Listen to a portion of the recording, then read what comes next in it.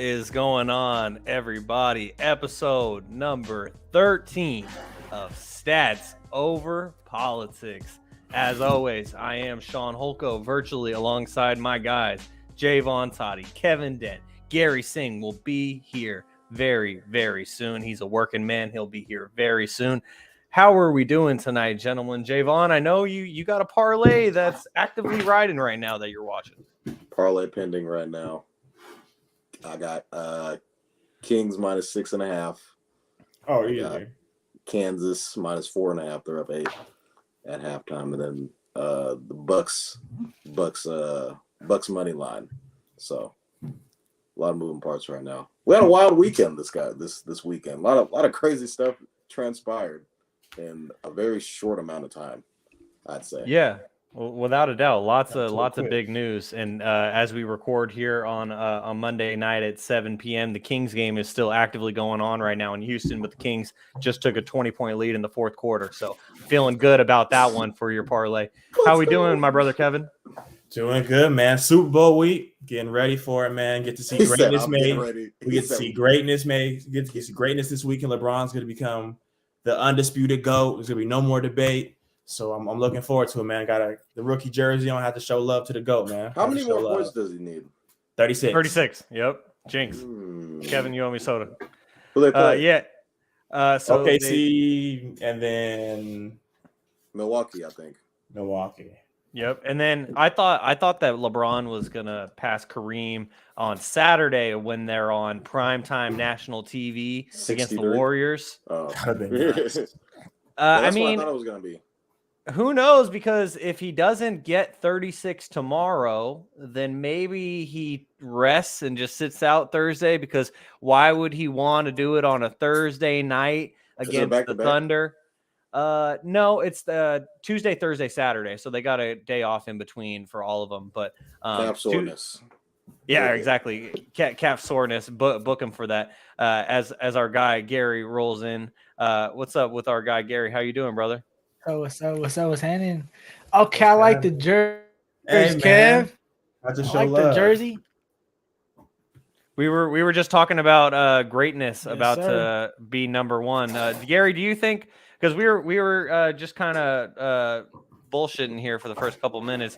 Do you think that LeBron is going to end up passing Kareem tomorrow, being Tuesday, on Thursday, or maybe on Saturday? Because a couple weeks back, I thought it was going to happen this Saturday against the Warriors. I think it's probably going to be Thursday. They're on TNT. It's like 60 away, right? 69 away? Oh, yeah. 36 now. 36? Oh, no, he's going to get that tomorrow. He could get that tomorrow on TNT. He can get that tomorrow. Wouldn't put it 1,000%. Yeah. And the defense, OKC is going to be easy. That might be a little turnstile defense right there. Yeah, that's a real good point. So we shall see. But King James, he's about to pass Kareem, so we got to recognize greatness. And Kevin, I'm glad that you're recognizing greatness as well. Loaded show, guys, as we have a lot to talk about, as Jaevon alluded to, and yeah, Wes, yes, the LeBron jersey, yes, the LeBron jersey, and what's up to Uncle Manny as well. We appreciate you, Uncle Manny. Oh, and our vendor just wants to know, Kevin, can we talk about how Philly is going to choke? Don't worry, our vendor. We are going to get to our Super Bowl preview, as we're going to get into all of that. We're going to give each of our individual predictions for the game, who we think is going to win Super Bowl MVP, all of that good stuff. But since we do have the week in between, I mean, do you guys want to talk about the Pro Bowl at all today? I mean, is it even worth talking about? Man, they were throwing water balloons at each other. I thought it was a little more. I thought it was a little more entertaining than in years past. To be honest, like it was something different. Yeah, okay, they're not gonna play. There's no only reason thing I saw was when Stephon threw an interception to Trayvon. They ran it back. That was the only thing I saw. All I seen was Peyton getting furious at the end of the game that they lost. Like, so he did. I saw Snoop Dogg and 50 jump in a pile.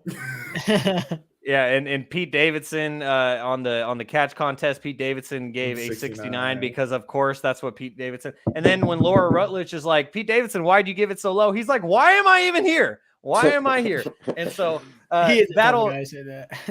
Right, exactly. And so that'll probably be it for our coverage of the Pro Bowl. But I mean, at least in my opinion, I actually watched the whole thing because I didn't really do too much yesterday, and I enjoyed it. It was a nice improvement. But anyways, guys, we got plenty of other things to talk about this week, plenty of more important things. And since we are right in between from the championship Sunday in the conference championships to Super Bowl Sunday, we're going to start things off with the NBA today, gentlemen, as there was a big deal that happened in the NBA and a big deal close to Jaevon's heart that we're going to get into as Kyrie Irving was traded to the Dallas Mavericks. We're going to get into that. We're going to get into the NBA trade deadline coming up this Thursday, any other deals that we think might go down. We're going to get into the All-Star reserves being revealed in the NBA. Congratulations, Garry. You got the most picks right out of the four of us. So props to you. We're going to get to that. And then we are also going to get to the Kings last week, the Kings last 4 games, as they got 5 minutes left here against Houston, up 120-101. So it looks like they're going to wrap that up and finish off a 2-2 week. Not quite the undefeated week that we all thought it would be, but 2-2 is still a lot better than a losing record. So we're going to get to all that in the NBA.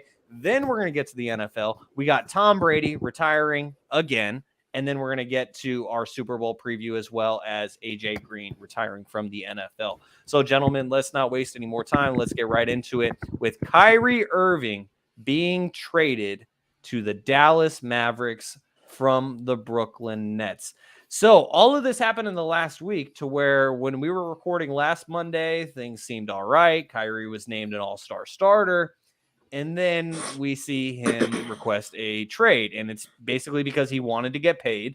And the Brooklyn Nets didn't want to pay him without the caveats in his contract, given that everything that has happened in the last couple of years. So, Jaevon, you are our Kyrie Irving expert, as you are the biggest Kyrie stan that I know. So what are your thoughts on this trade? I mean, you were saying that Luka and Kyrie could be the next Bron and Kyrie. Could you explain that? Well, first off, the trade request came in Friday. So Friday was kind of like, oh my God, Kyrie's not happy. He's going to get traded, blah, blah, blah. Kyrie I didn't think he really had like a list of teams I wanted to go to, but pretty much everybody was speculating that he was going to go to LA, including me. There were some other teams like the Mavs, obviously.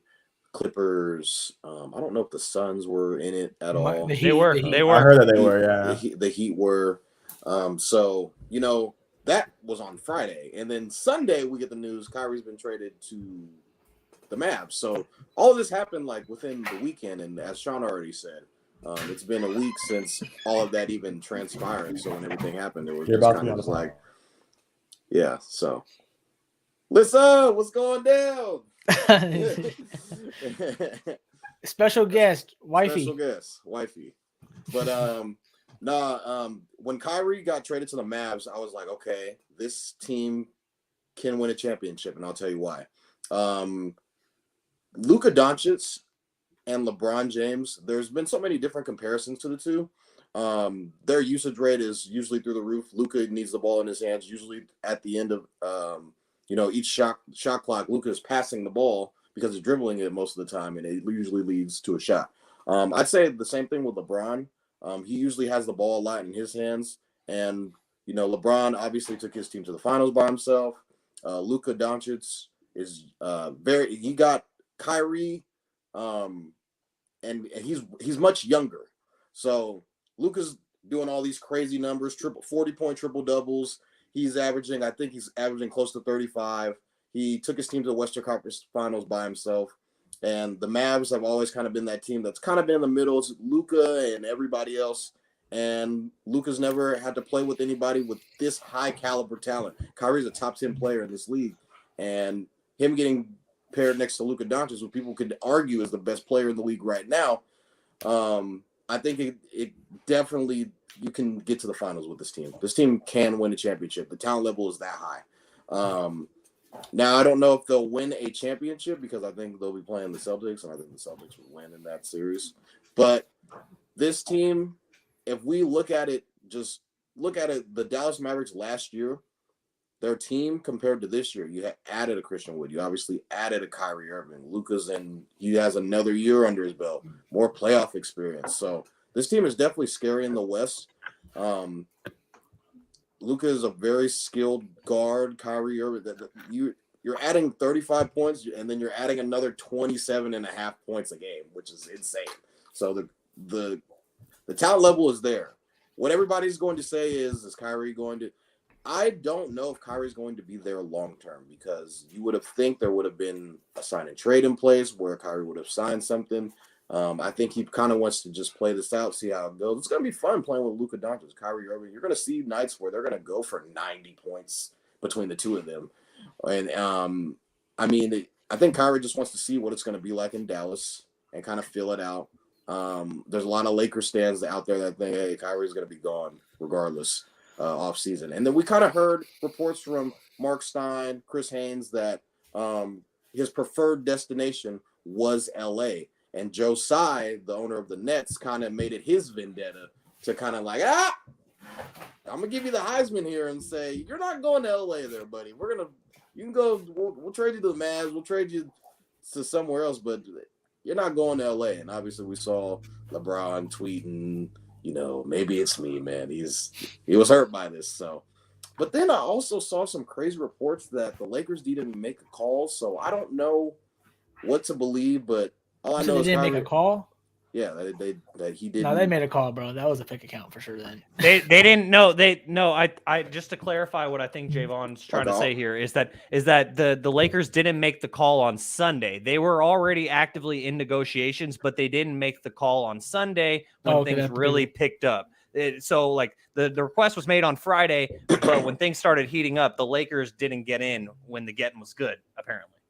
And then I also saw the Clippers were like this close to getting Kyrie. So, I mean, a lot of things were transpiring for a guy who's, erratic and he's this and he's that off the court. But this guy's an all-star starter for a reason. He's box office for a reason. He averages 27.5 points a game for a reason, because he's that guy.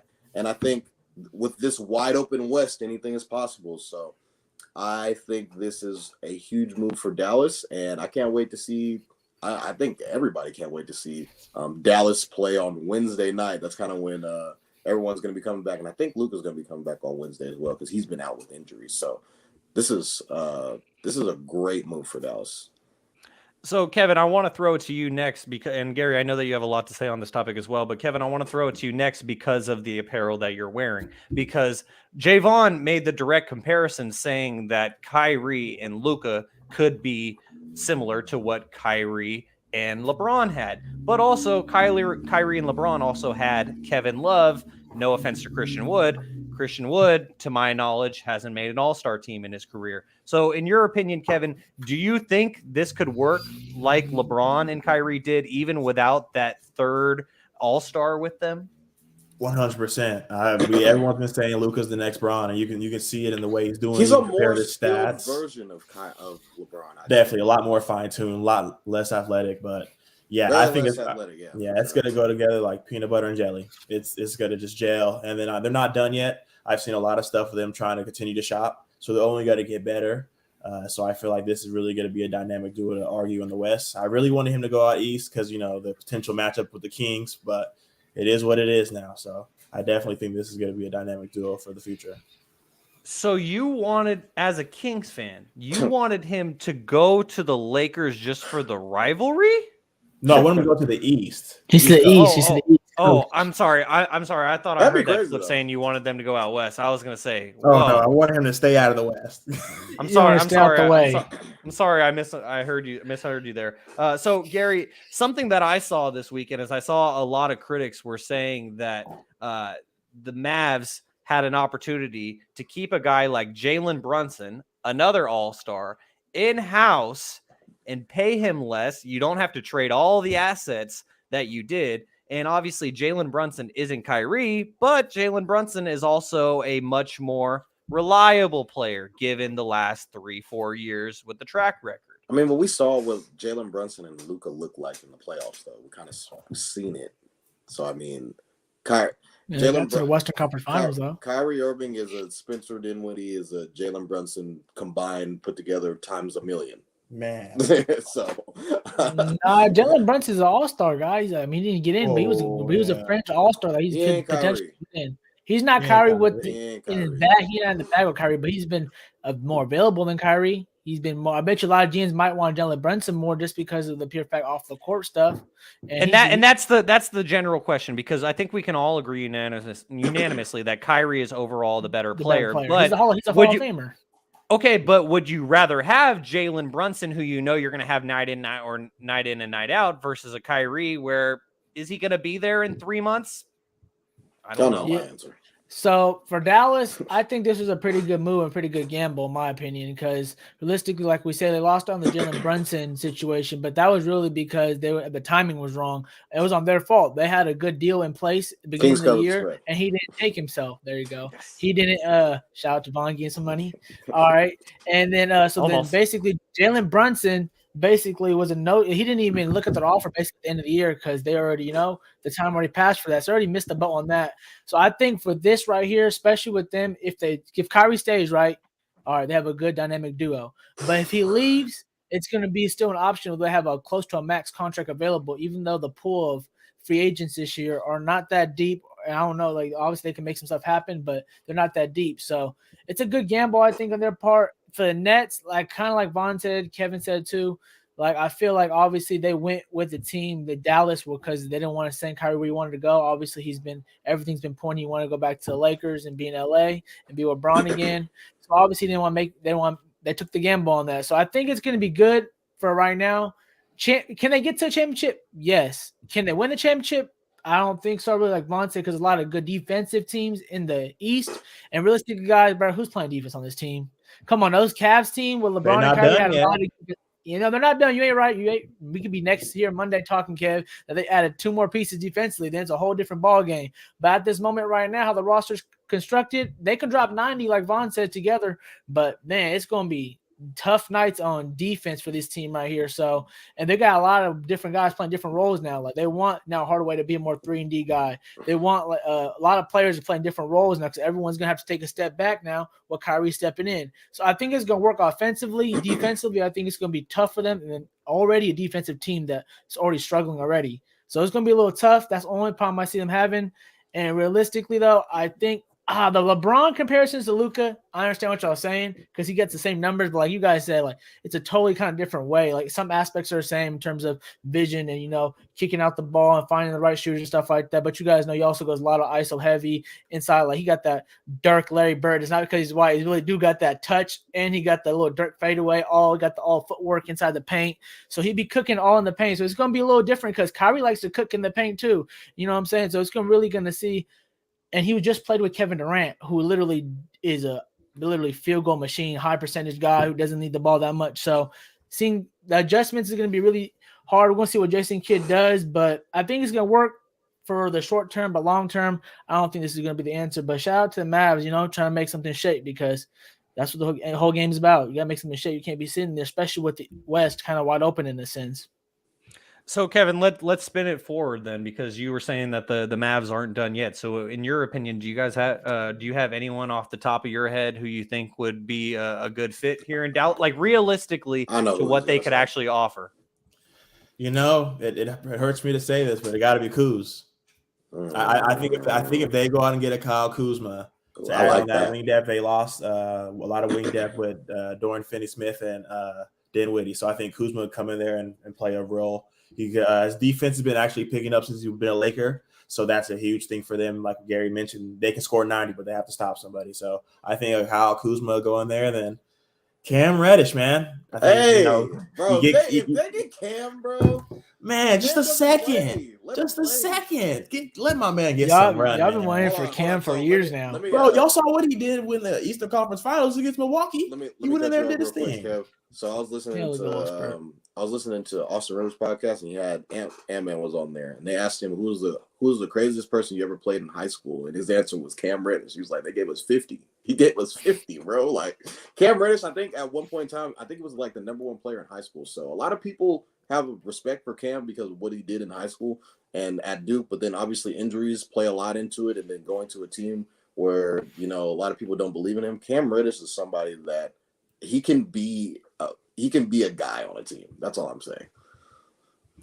Yeah, I completely agree. And so now, guys, let's look at the entire NBA trade deadline that's coming up in general.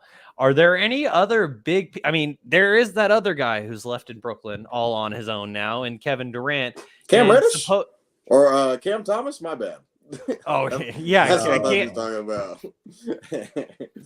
And also, speaking about another Cam, I mean, Wes thinks that you and Kevin have been hyping Cam Reddish forever. Javon, any response to that? Forever and ever. Forever and ever, man. He needs a chance to play. He hasn't gotten a chance, man. Early in the season when he was getting some run, he was killing, man. He got to get a chance, and they're selling him for a second. People got plenty of seconds. Because I don't think he's really defensively. Hasn't got it clicked yet. You could tell defense hasn't clicked. So in this league, if you already lost on defense, it's what I'm saying, the coaches are already going to be taking you out. You don't know how much you could do on offense, even though it's an offensive league, but you still can't be looking lost on that. I feel like a lot of people are seeing him lost. That's why, you know what I'm saying? So he needs to buckle up. He's better than Miles McBridge, and he plays over Cam, which is ridiculous. Hoopers know that Cam Reddish can go. He can go, man. Yes. It's the real Hoopers who know. And so Cam Reddish, he will continue to be hyped. # give Cam a chance. And another guy, I mean, Jaevon, you joked about this guy, Cam Thomas. He is a bad man, as Wes said. We about to see. Watch. He just had 40 again tonight. 44 points the other night, 47 tonight. We about to see. Man, that guy out of LSU. No, right. Okay, and so our guy James, what's up with James as he greets us in the YouTube comments? But James also has another comment where he says KD to sack. I mean, we've all seen the Photoshop going around, but like, hey, y'all seen the trade? I was looking for trades the other day. I was sitting in my bed just cooking up KD trades. What gets that deal? Yeah, I mean, Garry, the one I sent you the other day. We gotta send 4 picks. We gotta send some of our vets and keep our main guys. And it's gonna take. I don't know. It's gonna have hands to take down, one of hands down. Keegan and Davion are out of there. Yep, it's gonna take that. I don't know. That's the risk. I don't know. I think if Monty McNair, that's gonna be a good. I mean, you still have Fox, Sabonis, and KD, and you still have Monk, Herter. You still have a lot of guys who are still around that team. So 3 picks and Keegan Murray is what you guys were saying. Gets the deal there. 3 picks, Keegan Murray and Mitchell, and probably even HB maybe. In terms of money wise to get it going. So it's a lot. We're gutting it. Yeah, I don't know if I want to do that just in the middle of the season now, but because we're still in the mode of our culture mode. And if you were a team like the Suns who kind of already built like some type of equity in the last couple of years, I would say that's a good gamble. But for us, I don't know if we just throw like a wrench in the cooker already. It's already doing so solid right now, already on the up towards. So I don't know. KD but I do feel like this year too. Yeah, man. If Keegan wasn't balling, I'd be down. But he's at 30. But KD's a bad man. If I'm a lot of teams, Shaun, be a bad man for 3-4 more seasons. So what do you think KD's gonna go? Y'all think KD's gonna stay this year, or y'all gonna request a trade in a couple of days? I think KD is stuck in purgatory. That is Brooklyn, and him and Cam Thomas are gonna be putting up 80 points combined together per night. Well, you don't know. They might get to pull off a trade, flip Dinwiddie and Dorian. Hey, I got a Cam Thomas stat for y'all real quick. Go ahead. Next guard joins LeBron as the youngest player in NBA history to have a record back-to-back 40-plus point games. Cam Thomas is a bad man. And real quick though, guys, before we left the Kyrie topic to just go back to that, we didn't really look at the net side. Do y'all feel like that was a good deal in terms of what they got, or do you feel like they should went like that direction? And realistically, I was really thinking like, all right, everyone's running what KD's gonna do, obviously like that. You request a trade and stuff like that, trying to say he's gonna stay for the year. But realistically, I don't know. It's been going under the radar, but I don't really hear no one talking about it. But Ben Simmons, bro, come on, brother, what's happening? Are you gonna? Is it still mental? I'm just wondering the game. Like, you haven't found your spot. Like, Kyrie's gone now. You would think, like, are we switching you back to point guard? Are you staying at center? Like, what are we doing here? Like, are we getting rid of you? Scary. What are we doing here? Like, he was a quote-unquote prince to LeBron. I feel that's disrespectful not to even bring up. Like, you know what I'm saying? So I think Ben Simmons got a little bit on the hot seats, kind of sad to say, because he's been up and down this season and stuff like that in terms of playing and getting a mojo and all the things of that nature. But man, you would think that you're gonna have the ball more. You can create some, like, you know what I'm saying? Like, Are we going to see the All-Star Is he even again? What do y'all playing? Is he think? hurt? I thought he's hurt. He is hurt. He is hurt. That's what I'm saying. But still, like, even I when he was don't know. playing, it wasn't really the greatest. So The Nets got fleeced. James Harden fleeced it. They just said you're not going to the Lakers. We'll take that. whatever we can get. Yeah, I think Kevin hit the nail on the head there. It's what Jaevon alluded to earlier, where Josiah, he wanted to be the petty king, and I respect him for it. He just said, "Oh, you want to go to LA? We will send you anywhere except for LA." He was like, "I don't care what the Lakers are offering." That's probably why the Lakers didn't call on Sunday, is because they probably already told the Lakers, "Hey, Sean Marks was like, hey, I'd like to make a deal with you, Rob, but I got a direct command from my owner saying that you can't get traded that way." Yeah. There wasn't that many suitors, though, too, guys. Like, no young teams are going to be involved in Kyrie because most of them already have the guards. You know what I'm saying? Yeah. Money-wise, they know they're going to have to pay him and give up something in return. So, like, there's only, like, there's a couple 4 options right now. So, we're going to have to see. Kyrie's going to have a big decision to make if he wants to get a 2-year deal or a 4-year deal, too. So, because obviously he wants the money, so. Yeah, stipulations, too. And that was my instant reaction to it, is like, I understand everything like on the net side as to why they don't want to pay him given what has happened. But my instant reaction was, I can't blame Kyrie for requesting a trade, because he said numerous times, like, despite everything that has happened in the past, he said numerous times this season, like, I want to be in Brooklyn. I want to make it work. I want to be here long term. And then he did. You got to give credit where it's due. He did back it up with his play on the court. Like, after the whole anti-Semitic suspension, he has been balling out of his fucking mind, and that is why he was an all-star starter. And so to me, I mean, that was probably, Gary, to me, that wasn't enough probably for Josiah and the Nets organization after everything that they feel like Kyrie's put them through over the last couple of years. But to me, that was him kind of proving, like, this is what I can be for you. Are you going to show me that respect back? Because I think Kyrie just wanted that respect back, and they didn't want to give it to him monetarily. Yeah, I think Go ahead, Bon.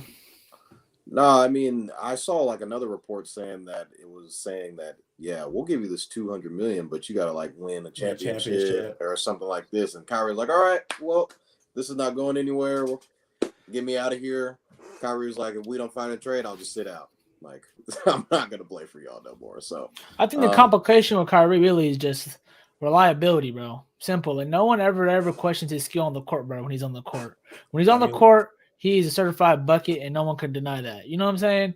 But like, just like, and I don't know if all the extracurricular activities are not really from, I don't know. It seems like to you guys too are not obviously that big of a deal. But obviously, when your boss is cutting your check and they have a problem with certain things, you gotta step up to a plate and answer that call and come correct in a professional manner. I feel like that's why he gets knocked down a little bit.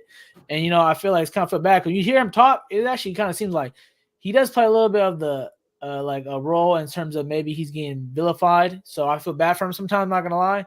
But all of a sudden you see his like things like, I don't know if y'all seen, I think we sent to our group chat the clips you seen him like, which obviously you get caught in the moment, but all those times you say, I'm gonna stay here, I'm gonna stay. It's like, bro, you don't gotta go, especially the Celtics one. That's like the worst one. It's like, bro, no one asked you to go up there and grab the mic and walk up to the middle and say, I'm gonna stay. They literally asked him, do you want to put a banner up? He was like, yeah, obviously I want to put a banner up. Like, you know what I'm saying? So you got caught in the moment, which is bad. So they're gonna look at you, whatever you say, they're gonna dissect it in every which way, like we're doing right now. But it's like, if he just came, like, showed up every game we're supposed to. If you're injured, no problem. If you show up when you're supposed to show up and be the box office player you are, I think there's no reason why he shouldn't get the bag. You know what I'm saying? There's no reason why he shouldn't be paid. No reason why he shouldn't be an all-NBA player, NBA All-Star.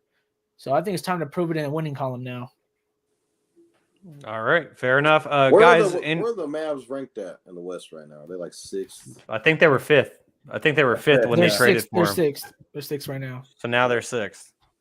So they finish. Do they finish with home court? Probably top 4 seed. As of right now, the Sacramento Kings would play none other the Dallas Mavericks, who they play twice this upcoming weekend. Should have went out east, man. All right. Yeah, but we gotta play the Kyrie and Luka Mavs. That's crazy, twice this week. So that's the thing too when it comes to the schedule is because like the Kings could have already finished all of their games against the Mavs this season. Instead, they haven't played the Mavs once, and now they have 3 games coming up. They got these 2 coming up this weekend, and then they got like game 80 or something like that. They play in Dallas. Yeah, in Dallas. No, I'm saying these 2 games are in Dallas too? No. The games this weekend are in Sac. It's Friday and Saturday in Sac.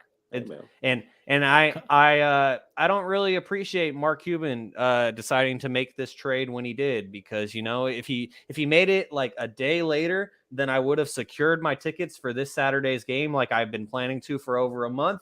Instead, those tickets decided to double in price, and now I'm questioning if I'm going to go at all. You know what's crazy? I think Soap's dad got us Christmas tickets, like Kings tickets, just random tickets. No way. I think they're Mavs tickets. I'm not even gonna I'll have to check. But I remember he was like, yeah, like I got you guys King tickets in February. It's like he didn't say when in February though, so that's why there's only 3 games, bro. It's 2 out of 3 games are going to be Dallas. So, bro, it might be Dallas. I think the other game is the what do you call it? The Blazers, I'm pretty sure. But real quick question, I was gonna throw to Kev. What team do you guys got? You guys think in the NBA you can maybe choose one East or one West that needs to make a move, like the most pressure to make a move, like they're right on the hump. And what team do you guys think? Whoever wants to go. I think the Bucks got to make a move with Chris Middleton kind of being shaky coming back. Drew Holiday can only do so much. We saw last year. It's a lot to go out there and defend the best guy and then have to contribute on the offensive end. So if they were able to get another guy, I think that would help. All-star Drew Holiday. Put some respect on that. We're going to talk about that later. What about you, Vaughn? Any team you got more pressure on? I'd say it has to be the Lakers. I mean, this team is sitting 10th right now in the West, and LeBron and AD. AD has been looking like AD. We never questioned. Kind of sort of similar to Kyrie, but as Charles Barkley refers to him, street clothes. He's not on the court as much, but when he's on the court, he's usually a force to be reckoned with. And a lot of people are arguing for him to be an all-star. But obviously his injuries kind of derailed him. I thought if he was on the court a little bit more, he probably would have been named an all-star. But I think the Lakers are kind of just in limbo now because they didn't get Kyrie, and that would have been their splash trade deadline pick, kind of. So now it's kind of like, all right, what do we do now? Do we go after LVII? Do we go after OG Anunoby, who everybody is kind of just super high on, and everybody thinks they're going to get OG Anunoby? I don't know. I mean, do they go? I mean, the only 2 guys I really heard was Kyrie and DeRozan. I heard DeRozan, but then I heard that the Bulls don't want to trade LaVine. So now it's kind of like, what are the Lakers going to do? What is Rob Pelinka going to do? The Wizards knock on Bill's door again? I don't know. You could, but he's a max guy, $252 million. That's a lot of money. I think the Lakers have enough money for it, but they give up Westbrook, work. But I was gonna say my team. I was gonna pick on I was actually gonna point at the Chicago Bulls. I'm like, they're kind of in the middle in limbo, or maybe even the Raptors. Those 2 teams right there. I'm like, all right, you guys have a lot of assets in your team that if you guys are not gonna make a push to go over the hump and try to get over the hump, you might as well just explode the whole team up. They can get a lot of assets from their team if they break both of those teams down, especially the Raptors and stuff like that. Gary Trent Jr. And obviously with the Bulls, like we've been saying, DeRozan and stuff like Vucevic and stuff like that, Alex Caruso. So I know last year they had a pretty good year, but they haven't got together this year. So I don't know if they're ready to give up just yet or make that move. But I think those 2 teams in the East have a lot of pressure. And then on the West, I was thinking it's Phoenix Suns. Is this window looking like it's closing already? Like, Chris Paul's about to go down. Exactly, Suns. My uncle already said he's with the. Exactly, is it shut? That's what I'm saying. Book's been injured. He's playing MVP at the beginning of the year, All-Star level in the beginning of the year. Chris Paul's been done, and all those guys that had like Cam Johnson, all those guys that have on their bench that was really Miles Bridges and stuff like that. They were getting really good. Had high potential in the beginning of the year, so I think they've got to make something shake really. Book's and the last team is tomorrow, I think. Yeah, I think the last team I got is Memphis. If y'all want to be y'all want to be the top dogs, y'all want to create. They're number 2. They're number 2. But like, if they really want to create that, games. If they want to create that separation from that team they lost to last year in the Warriors, which I'm not was still not This I know it's close. They say throughout the, but I still think the Warriors are the team to beat if they get everything. I know they're not as good defensively. They're kind of missing a couple of vet guys on the bench, but I still feel like with all experience and snipers involved, you still got Curry in the system right there. So I feel like if Memphis, I think it's going to be them. They should make a move to really solidify themselves to have really no problems. OG to Memphis. Heard it here first. And they got a lot of good. They're like kind of like the Kings in a sense. Obviously, like you're behind them in quote unquote in terms of playoffs. I think the Kings are better than Memphis, to be honest. Oh, I feel like I don't think anyone's really worried. We're gonna get the Kings. We need some dog. We need some vets, y'all. I get Memphis is like the number 2 team in the West, but like I don't think anyone's really afraid of it. Like, okay, so let's just put it right here. Memphis going up against, they would play their 7th right now. Who's 7th right now? Would it be the Warriors? It would be the Timberwolves right now. The Timberwolves almost beat them last year. Exactly. And that was without Rudy. Rudy Gobert. Like, come on, man. Like, if you just look at I think y'all could beat them. I think the Nuggets are better. Clippers, I think they're better. Mavs are better now. I mean, so who should the Grizzlies go after then? I don't know. I mean, Kev said OG. I mean, that's another guy, but I mean, I don't know. I just think this Memphis team is kind of barking a little bit too early. Like they're kind of Jay Crowder, maybe. That's what. Yeah, I was about to say Jay Crowder. They do got Danny Green coming off now. It's not gonna make them any better. They need like a splash. I guess the splash would be OG, but I mean, are they that much better? I don't know. Like, I'm not really sold on this Memphis team. They need a wing guy. Like, I guess we could throw Kuzma on that again, but that's gonna be a lot of money, like Kev said. OG, like we mentioned. A Bogdan Bogdanovic, you want to be another 3-and-D kind of wing guy. That'd be a good acquisition. You know what I'm saying? So those type of 3-and-D wing guys, they got assets, they got a lot of their picks and stuff of that nature, so they could try to make something happen. So I think they should look into that. I think those are the teams right there. But realistically, we could point at the whole West, guys. We already said from 3 to all the way to the Lakers are sitting at like 13.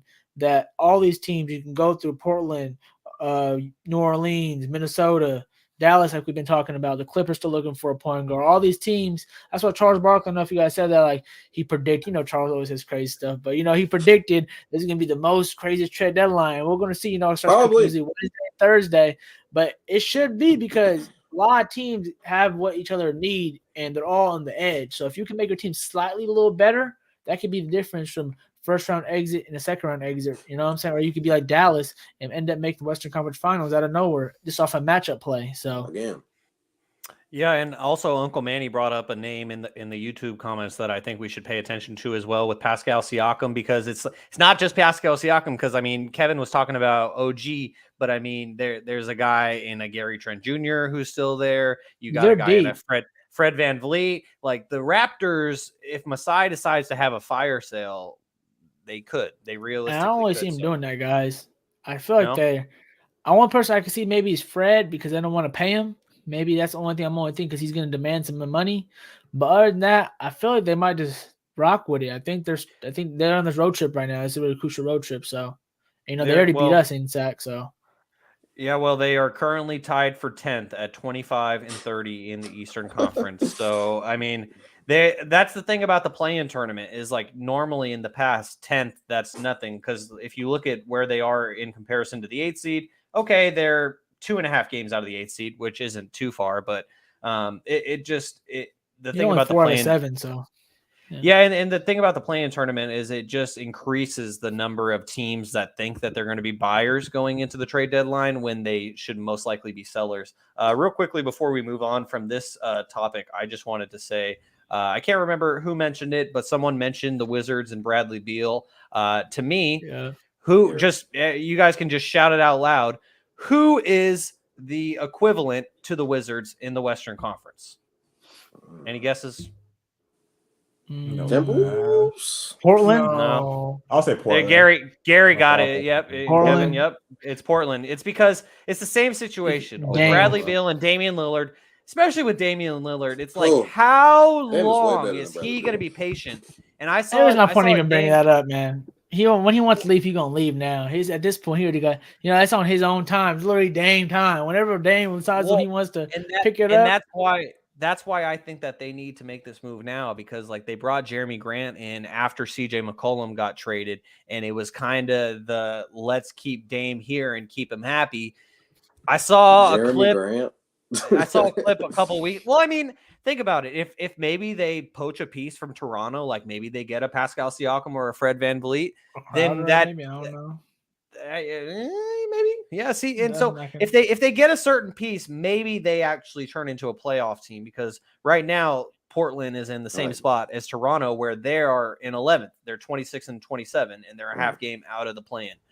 So to me, it's Portland that we need to keep an eye on, because if Portland doesn't make a move, they're not going to make the play-in, and then Damian Lillard has got to want out at that point, in my opinion. But we shall see.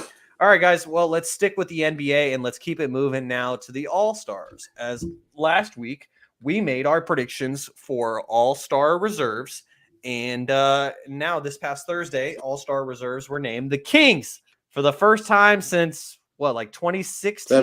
2017. Yeah, thank you. 2017, when Boogie got traded during the All-Star game. So for the first time. As All-Star for y'all? Does that still count? Yeah, because he started. He started the game as a King. He was the best big during the time. He was his All-Star. Better respect him, because I kind of want him back, but it's a little too fragile, I feel like. Who'd y'all get back in that deal? Like Buddy Hield? Let's not talk about it. Let's not talk about it. Let's not talk about it. Let's just keep it moving. Anyway, so for the first time since 2017, the Sacramento Kings have an All-Star, as Domantas Sabonis was selected to his third All-Star game. Unfortunately, the one guy that did get snubbed from all of our lists, all of the panelists on Inside the NBA, everyone and their mama had De'Aaron Fox as an All-Star, except for the NBA coaches, apparently, because De'Aaron Fox was not named an All-Star yet. We're going to get to that in a little bit. Not yet. But I mentioned it in the opening. Congratulations, Gary. You may be at the bottom of Sean's Pop Quiz's leaderboard, but you got the most All-Star reserve picks right. So congratulations to you, Gary. I got to give you your credit where it's due. Playoff wins. I'm over NFL wins. Oh, I got it. Guys, I got NBA wins. What y'all want? Vaughn, I'll start putting a parlay out for you. Man. I got it. Okay, what do you got? I'm not a bed man no more. It was for Buddy Hield, Tyreek Evans, Langston Galloway. We're still on this. I told him I don't want to hear about it. I don't want to hear about that. I told you, bro. I don't want to hear about that awful return, man. Like I don't want to hear about it. Why do you have to do that to us? Why do you have to do that to us, Jaevon? Why y'all do Boogie like that, man? That's crazy. Had to be him. All right. So anyways, Gary, congratulations. You got 11 out of 14 picks right. So Gary got 6 out of 7 in the West. The only one that Gary didn't get was he had Fox. And apparently Jaren Jackson just wanted to ruin that party. So in the Western Conference. Jaren's going to get in, though. He's going to get in. Oh, yeah, for sure. Hopefully in Steph's place. So the official reserves guys, you guys might be sad. Ooh. What's going on? Did the news just come out that it wasn't De'Aaron? Why are we gonna be sad? What's going on? No, because I think it might be politics involved. But go ahead. Y'all go keep going. Finish. Okay. All right. So anyway, so the Western Conference All-Star reserves are as follows. Paul George. Gary was the only one to pick Paul George because Jaevon, Kevin, and I just thought he didn't play enough games. Shai Gilgeous-Alexander, congratulations to him getting his first All-Star appearance. Jaren Jackson Jr., Defensive Player of the Year candidate, but that's a little questionable. Damian Lillard, Lauri Markkanen, John Morant, and Domantas Sabonis. So Gary got 6 out of 7 in the West, and then Kevin, Jaevon, and I, we all got 5 out of 7. As Jaevon, Kevin, and I, we all had Anthony Edwards getting his first All-Star nod, and he did not.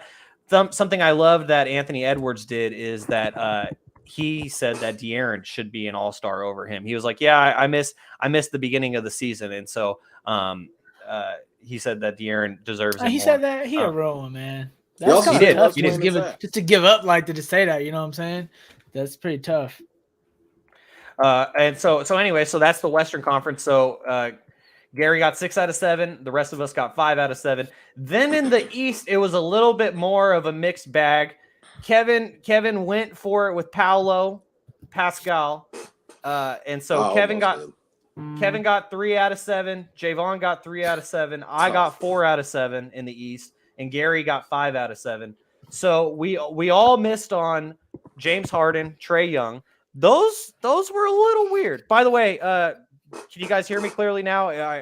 Was my audio good now? Okay, just making sure. All right, cool. And so anyways, we all missed on James Harden and Trae Young. I mean, Trae Young, isn't he leading the NBA in assists? And he missed it. And Trae Young was a starter last year, completely missed the game this year now. And James Harden's averaging what, like 24 and 12, and he missed it as well, something like that.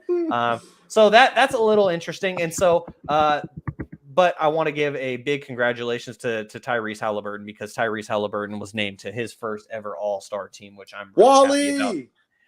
Oh yeah, I know. And then Tyrese, he made his AV on Twitter into a Wally Szczerbiak photo, because I'm pretty sure it still is.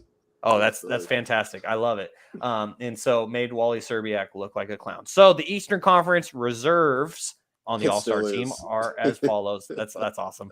So Bam Adebayo of the Miami Heat, Jaylen Brown of the Celtics, DeMar DeRozan of the Bulls.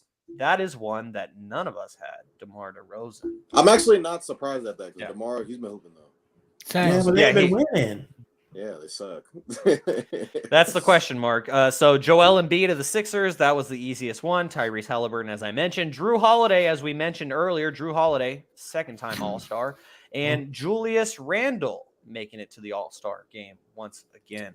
So the outliers on the picks were, I mean, we all missed on Harden and Trae, but the mixed bag was I missed on Jalen Brunson. Jaevon, you missed on Kuzma. Actually, I'm sorry, Jaevon. I'm actually sorry. Jaevon doing like that's looking back at that does not sound good. I missed on Kuzma. He's averaging 21 this year in the All-Star game. We were talking about trading him for a bag of peanuts. Basically, I was trading him for. Jaevon, I actually wanted to apologize to you, because I marked that you had 3 out of 7 in the East. It was actually 4 out of 7, because Bam did make the All-Star team. So I apologize for. I put Bam in last minute too. Remember that scratch? Yeah, you did. You did. You got. What can I say, y'all? I was thinking like the coaches, y'all. What can I say? Thinking like the coaches. So we missed on Jalen Brunson, Kyle Kuzma. That's a little extra questionable there. Yeah, Garry, what did you originally say before Bam? I had it here, but it looks like I scribbled it out. It looks like you had Siakam. You said Siakam instead of Bam. So that was a good Siakam. A lot of people are in outrage. He didn't. That still would have been a good. That still would have been picked. So and I mean, Kevin, you said it. I mean, Kevin picked Pascal to make it on his team, as well as Paolo, Trae Young, and James Harden. And so, Kevin, you were just mentioning that Pascal. Kevin, you just mentioned that Pascal he's been hooping, and so do you think that they got it wrong and that Pascal should have made it? And with that, we got to remember, guys, with that, if you are gonna pick for someone to make the team that didn't, you got to take someone off. That's how it works. So, in your opinion, Kevin, is there anyone on the East side like a Pascal Siakam that you would switch in there? DeMar DeRozan. You know, the debate comes with winning games. Is you have to win games to get into the All-Star game. You have to put up numbers. That's always the debate that you have. But the Bulls have been talking all season about imploding their roster. So for him to get in was kind of shocking. It was okay. shocking. Jaevon, how about for you? I think the answer to that there. Oh, go. I'm sorry, Garry. Go ahead. No, I was going to answer that question for Kev. I think I got the answer for Kev why I think the coaches, why they picked him, because I think he's just the guy they game plan more for than any other player on that team. You're gonna get game plan for LaVine and DeMar, but you game plan for DeMar in that fourth. He's averaging top score 4. You know what I'm saying? All the coaches switch up the lineup and exactly. You game plan for Trae Young in the parking lot. Nah, we know Trae's gonna call a lot of shots. No, Trae, but I think you're a little more scored than DeMar, because he's gonna be more sound. He's gonna really be lethal in the fourth and really take the shots. He's a vet, you know what I'm saying? No, knock Trae. Trae should have made it. I had him on the list too, but I can see why DeMar made it. You know what I'm saying? I feel he's been more consistent. James Harden got snubbed. Yeah. I mean, James Harden got snubbed. If we were to take somebody out, I'll take Drew Holiday out. Pascal, 27, 25, 7 and 8. I'll take Drew. I think Drew Holiday deserves. He's been balling out too. This is a tough one, y'all. It's do you see just Drew Holiday? We already know he deserves it because he over here but you could call him one of the best two-way players like right now in terms of like not offensively, he's been doing pretty great actually, but defensively, everyone says the hardest person to guard them is Drew Holiday and like PJ Tucker. You know what I'm saying? Not over Those Trae Young. He's averaging 27. Or James Harden. Defense. Can you reward some defense? He's still getting Garry, 19. Gary, let me help you out with this one as well, because I agree with you as well, and I want to make this point because Drew Holiday, like he for years has been called one of the most underrated players in the NBA, and it's because he is it's because he's a guy who has played at an all-star level for years, but he's kind of been in that same boat of a Mike Conley or even a De'Aaron Fox as of late, to where like he's right on that cusp, but never has broken in. And yeah, like you said, Gary, he was in the West in New Orleans for a long time. And so I think I didn't have Drew Holiday on my all-star team. None of us did. But are you guys fine with it? I am fine with it. It doesn't seem like Kevin and Jaevon. Kev's not fine with it. He don't see. Okay, so definitely not. Yeah, okay, Kevin. So let me make my case, and then I want to get your rebuttal on this, because I didn't pick Drew Holiday in my original team, obviously. But when he was named, I thought about it, and I was like, you know what? That makes a lot of sense, because think about it. Chris Middleton has been out for pretty much a majority of this entire season. He just came back. He's trying to ramp back up, and he's not even playing full games. Like he's playing 10, 15, 20 minutes, and now that he is back. So it's basically still the Drew Holiday and Giannis Antetokounmpo show, and they have led the Bucks to the third best record in the NBA. They are second in the East, 1.5 games behind your Celtics, Jaevon, and you're laughing a lot. But to me, that's impressive, because if Drew Holiday is not on that team, even with Giannis, and I know Giannis is amazing, he is the best player in the NBA, but to me, if Drew Holiday is not on that team this year, the Bucks are somewhere in the 4 to 6 range rather than being second in the Eastern Conference, in my opinion. The reason why they're third in the East or second in the East is because of Giannis Antetokounmpo. That is the reason why. It's not because of Giannis. I like how Shaun is slick. He tried to do some slick shit. He threw that in. Drew plays a big component, bro. Shaun ain't wrong. He plays a big component. Giannis and Drew. I saw what he did there. Y'all act like you didn't see Giannis just drop 50 last week on the Clippers in prime time. So, I mean, hey, man, Drew Holiday, very underrated player.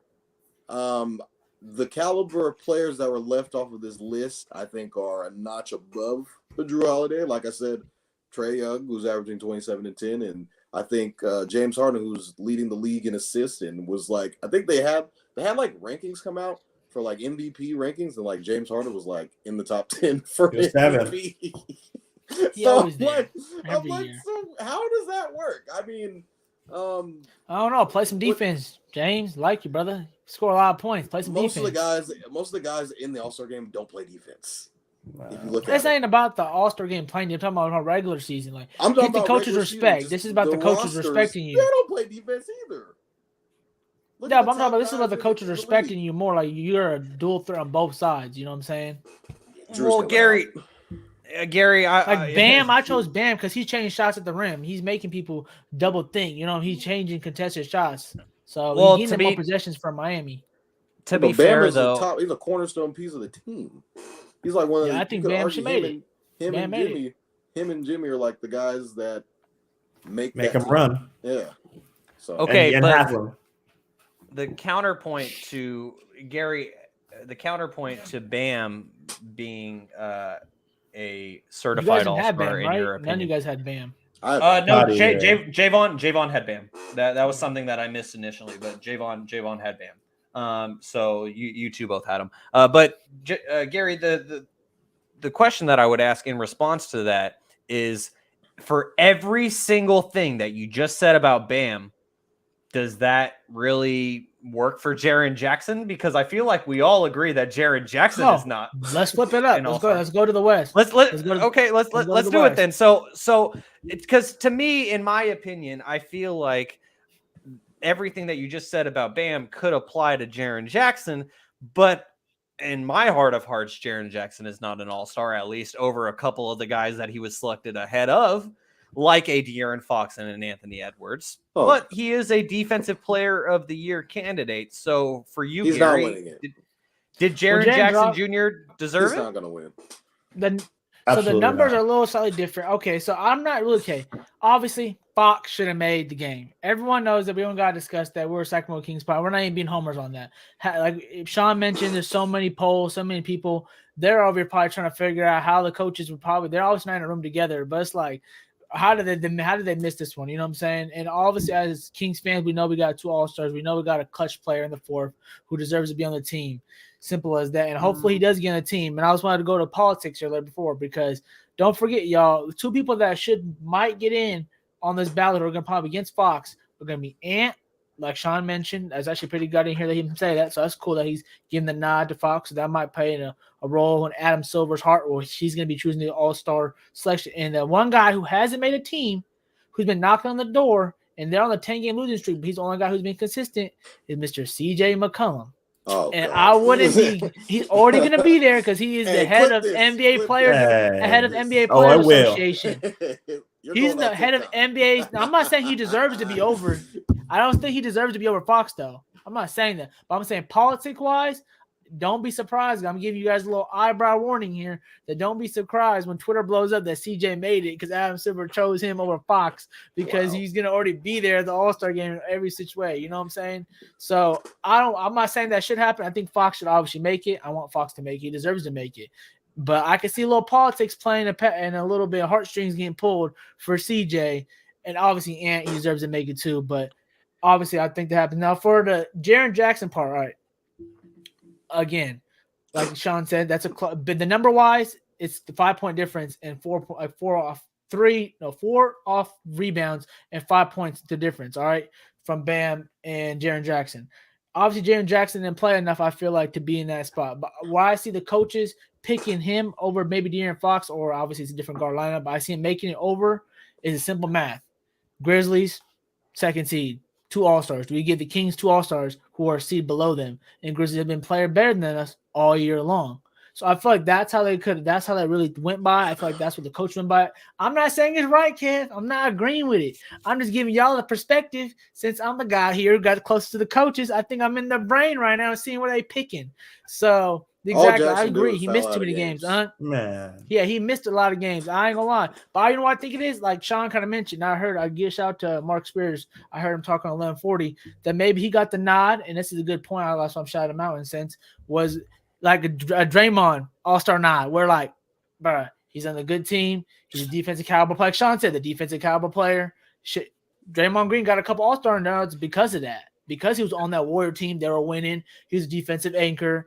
And he scored solid numbers. That's what I'm trying to say. Like, you got to give the coaches, we're obviously a fan. Like y'all say, we want to give buckets. We want to see buckets. And I'm the one saying last week, I might want a player like Zion over Sabonis playing in the stars in the All-Star role just see the flash. I still want to make the team, but just see the flash. So I understand what y'all saying. But I can see I'm just saying I can see or respect the coach where they're coming from. But obviously, Fox should be in. That's a no-brainer. So okay, so we can all agree that De'Aaron Fox should have made the All-Star team. We all had him on all of our teams, as did many other people. So one quick stat that I want to mention that I think is fucking awesome, and I try to use the F word sparingly, even though I do use it a lot in my own life. Sometimes I try to use it for emphasis. And in this exact situation, it is needed because it's fucking awesome that the Kings have 30 wins before the All-Star break. They had 30 wins all of last year. Wait, hold on. What was the people outside of the summer league? Was they saying y'all was gonna win 40 wins? 40. Yeah, it was 40. We wanted 40. So we're already 75% of the way. Yeah, already 75% of the way. So we all agree that De'Aaron should be an All-Star. But Garry, I'm going to tell you why I think Adam Silver isn't going to be doing that politicking. And here's why. Adam Silver, over the years, has typically made it very easy for what he plans on doing when a player is out with an injury like Steph is. What he has done is he has gone on the list, and this is the exact list right here, is that this is the list of the vote count. And so this vote count includes player vote, player rank, fan total votes, media total votes, all those things. And then you have your weighted score. So you look at the guys who are in the top 6: Steph, Luka, Ja, Shea, Dame Lillard. Those are okay. That's actually 5. A lot I of can buckets count now. there. So yeah, and so those guys were all named to the All-Star team. Who is number 6 on that list of guards in the West? De'Aaron Fox. Uh-oh. So to me, De'Aaron Fox is the point blank easy decision because as you guys can see right there, he is number 6 right under all of the guys that have already been selected as All-Stars. So to me, point blank period, it's De'Aaron Fox. Easy decision. Adam Silver. Name it now. Let's move on with our lives. Let's do it. And yeah, Wes. Yeah. 30 wins. We celebrate that before the All-Star break. Wait, who's Wes's team? We celebrate every brick by brick. Timberwolves. He's a Minnesota guy. He's a Minnesota guy in and out. The Timberwolves, who gave up everything they did for a guy who can't play in the playoffs. Because he smacked y'all last week. Y'all can't be talking. Because he's going to be cooked on pick and roll.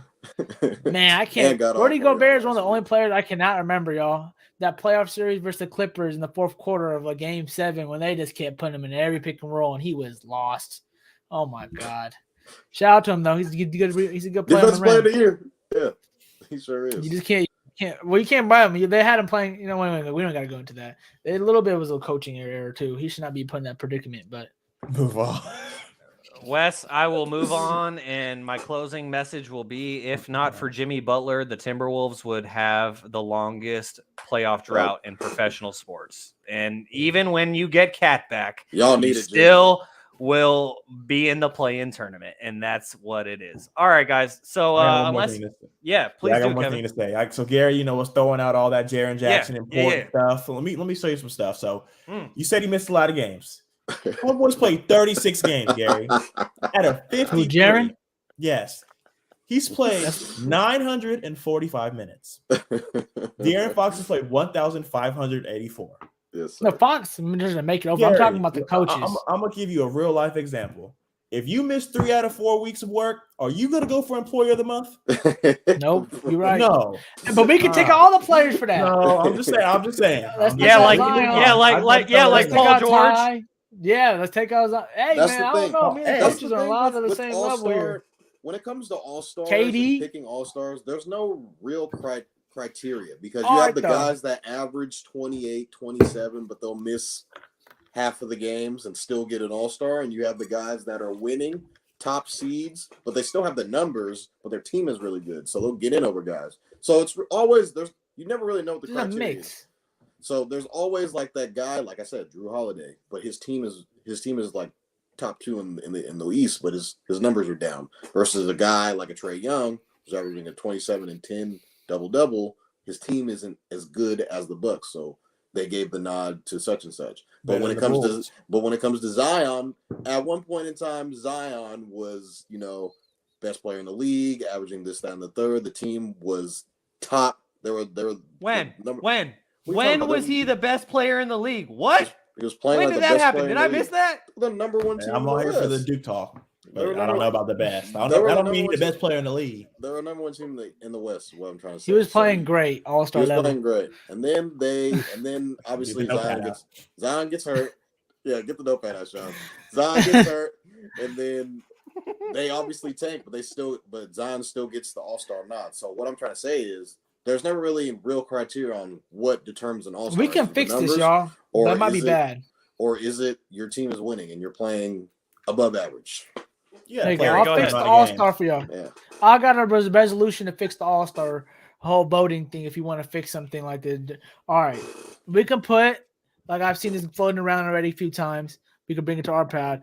All right. Let's say that if you make, I think this is going to a lot of voting. You have to play a certain percentage of the games to be, and that includes injury and everything, resting everything. You got to play a certain amount of games to make an All-Star team. You got to play like 70% of the game, 80%. Just like to be an MVP conversation, 70%, 80%. To be an NBA All-Stars, NBA All-Selection team, whatever. You know what I'm saying? All NBA team, I meant. If you put a certain percentage, that's going to put a little hesitation on some players or anything like that, because that does affect money when some. I don't know about the all NBA one because that does affect a little bit of money, but All-Star, I don't think a lot of players have a lot in their contract. So I think that's the only one that I would say, like, okay.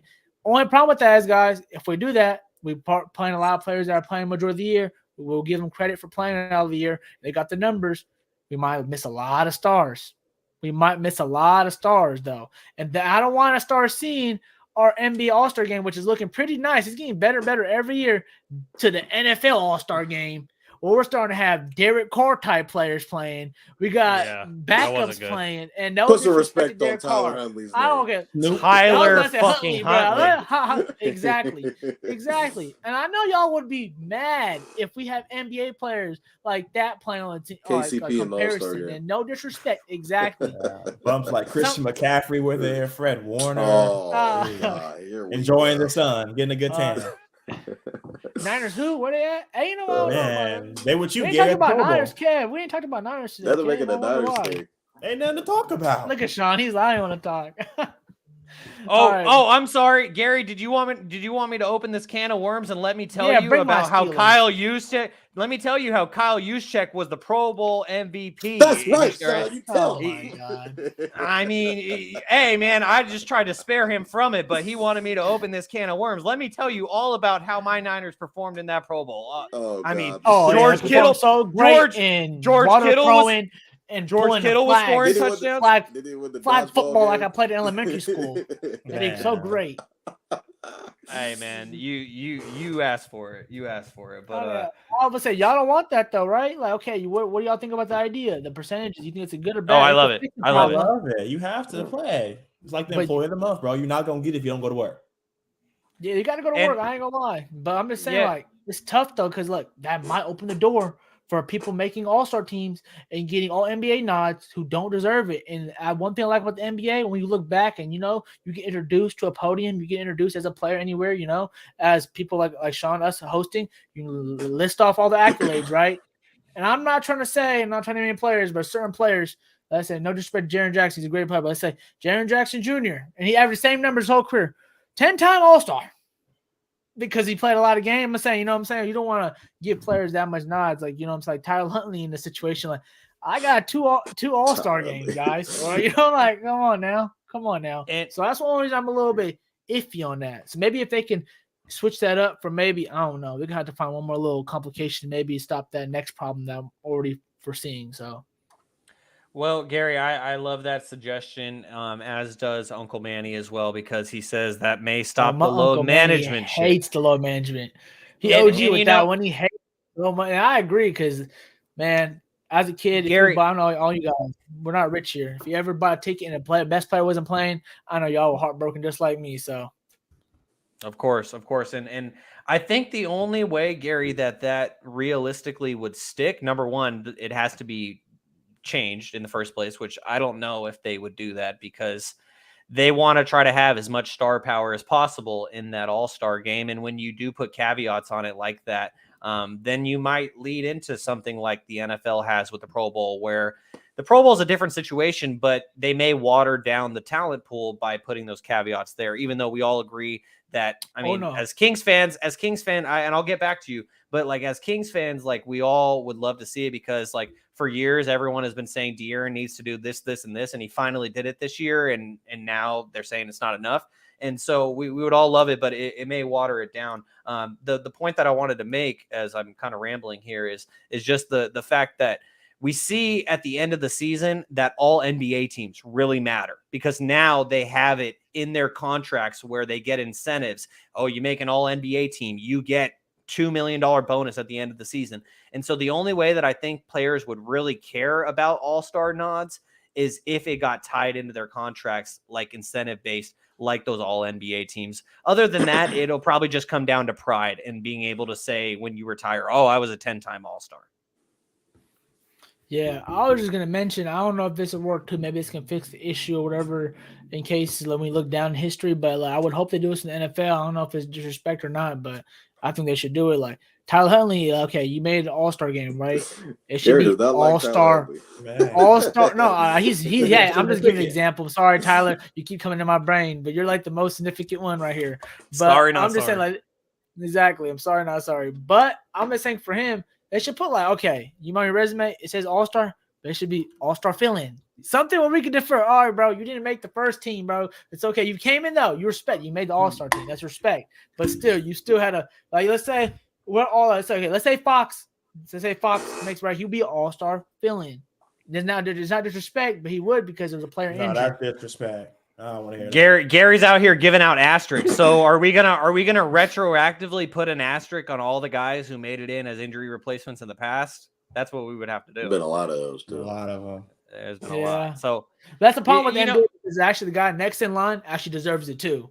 You know what I'm saying? The football one is actually like, nah, the next guy actually doesn't feel like he didn't really deserve it. You know what I'm saying? That's what I think maybe the differential is. Now let me tell you about the right. I know. If y'all start clipping the wrong thing. Gary's going viral, bro. So before we move on to the Sacramento Kings, I just wanted everyone to remember that on episode 7, December 13th, 2022, Jaevon said Pelicans will finish number 1 in the West. That is all. Notepad. Injury, notepad. Got it. You guys can see I got this is the cover page for all of the juicy quotes, so I still got plenty of room. I like how you're any more hot takes. the moment though, so we can go back. You know what I'm saying? Hear the full thing. Might be might dice up Von's words. Who knows? Kevin, bro, you better hope that your Dirty Birds win the bowl. Otherwise, I got a quote coming your way as well. Oh boy. All right. Let's switch lanes then, huh? All right. So, I mean, because Kevin had it ready to go, locked and loaded, like he was coming after me and Jaevon last week. So if the Eagles lose, I got to dish it back. But that's an if. All right, guys. So now last segment here in the NBA, and we're going to get to this one real quickly, as we were all very optimistic. I was optimistic for the first time in my life when it came to the Sacramento Kings.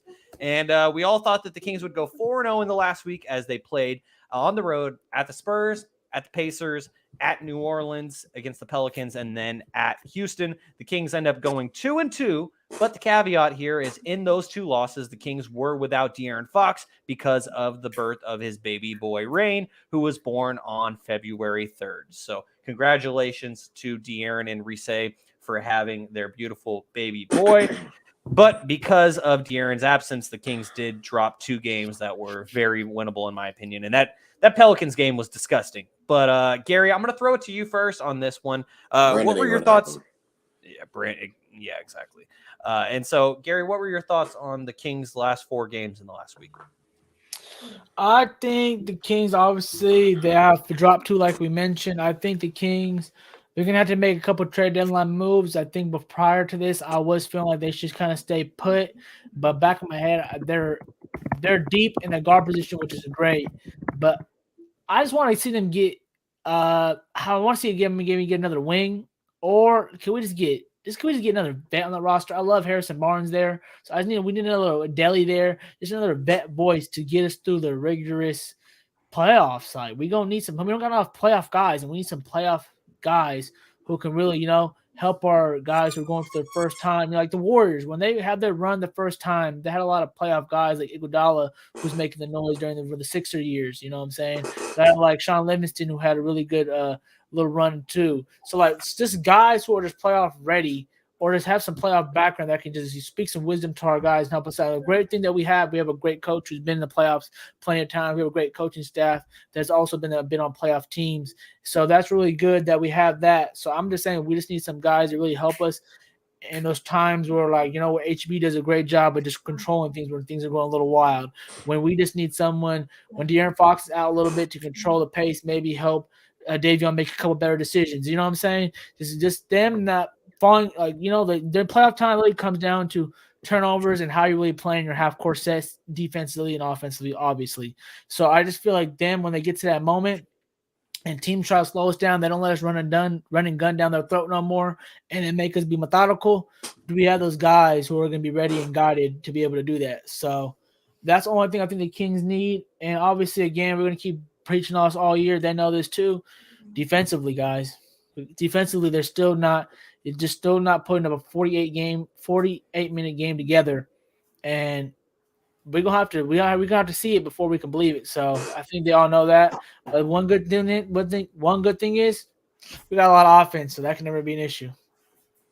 Yeah, the Kings have the number 1 offense in the NBA, and so Kevin, for you, you love Cam Reddish. That is very well documented here on this podcast, and so. Obviously, De'Aaron Fox. Second round pick, bro. That's the asking price. We can keep everybody. Nobody even got to go.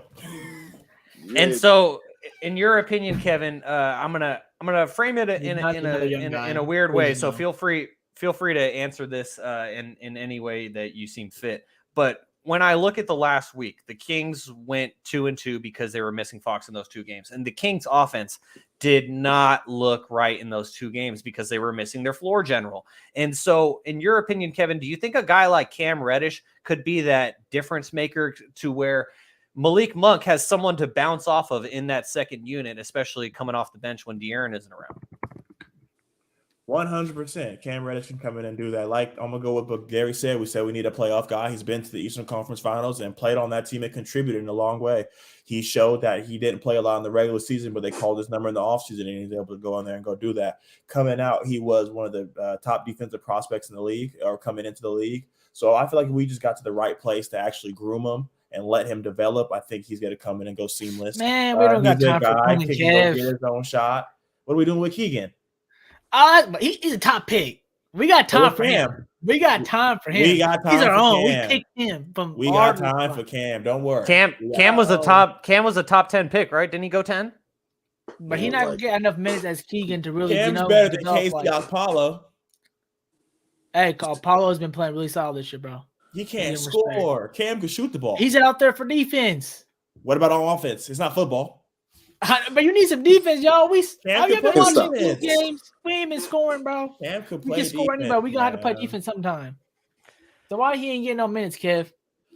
He went to a 3-4 messing with him. 4 teams. Is his 4th team or 3rd team? 2nd team, bro. Come on, no Cam. No, I feel like he's been going in and out. What you feeling? No consistency. What the facts are. I've been hearing since last year, man. I don't know. Just been having hearing no consistency of him playing. Like, all right, free the man. All right, free Cam. Gary has his sources. No, I just haven't seen Cam too much. I don't know what all this Cam Reddish love again today.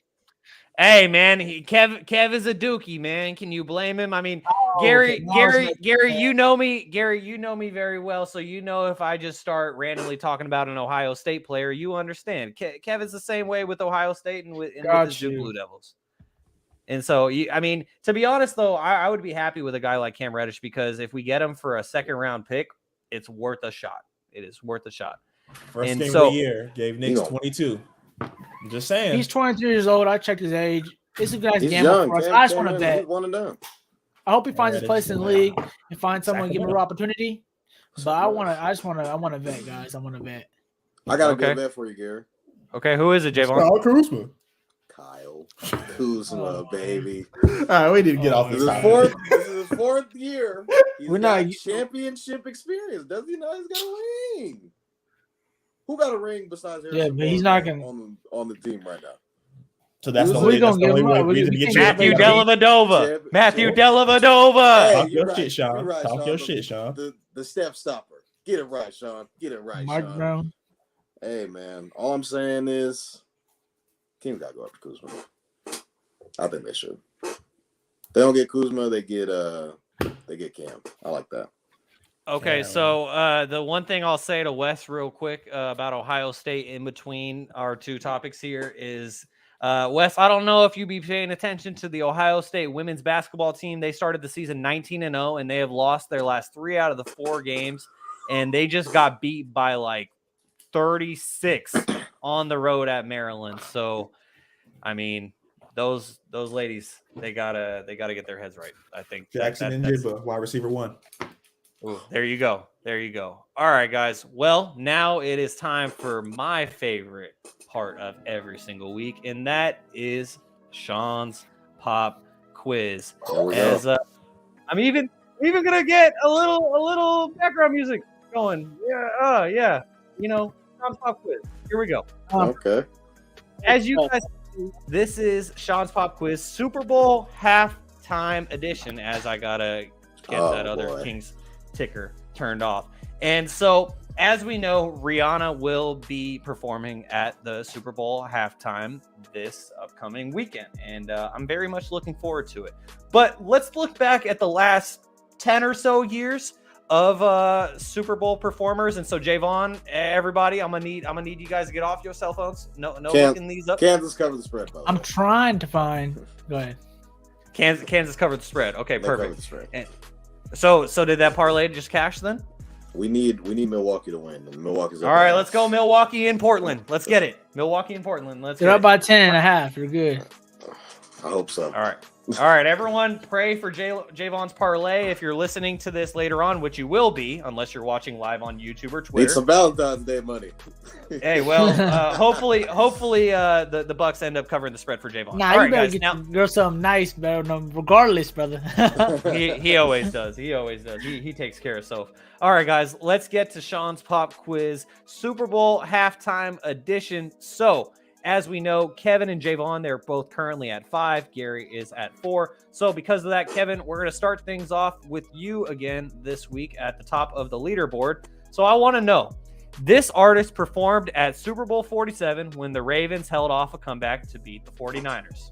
Who is that? And Jaevon, you can put your hand down. I will get to you in a moment. So guys, are we good with stealing? Are we going to leave opportunities for stealing? Yes or no? Yeah, we can steal.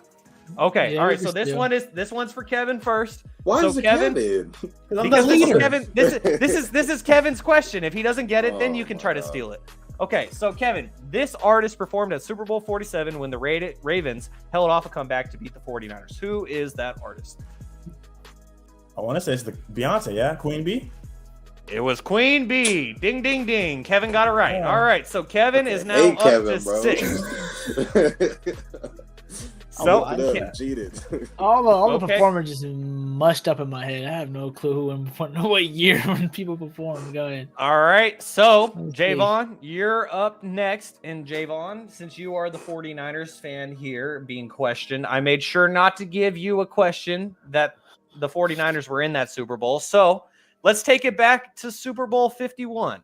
This artist performed at Super Bowl 51 when the Patriots came back from down 28-3. And Kevin, I saw you do a quick Google right there. So Kevin's about to try and steal it.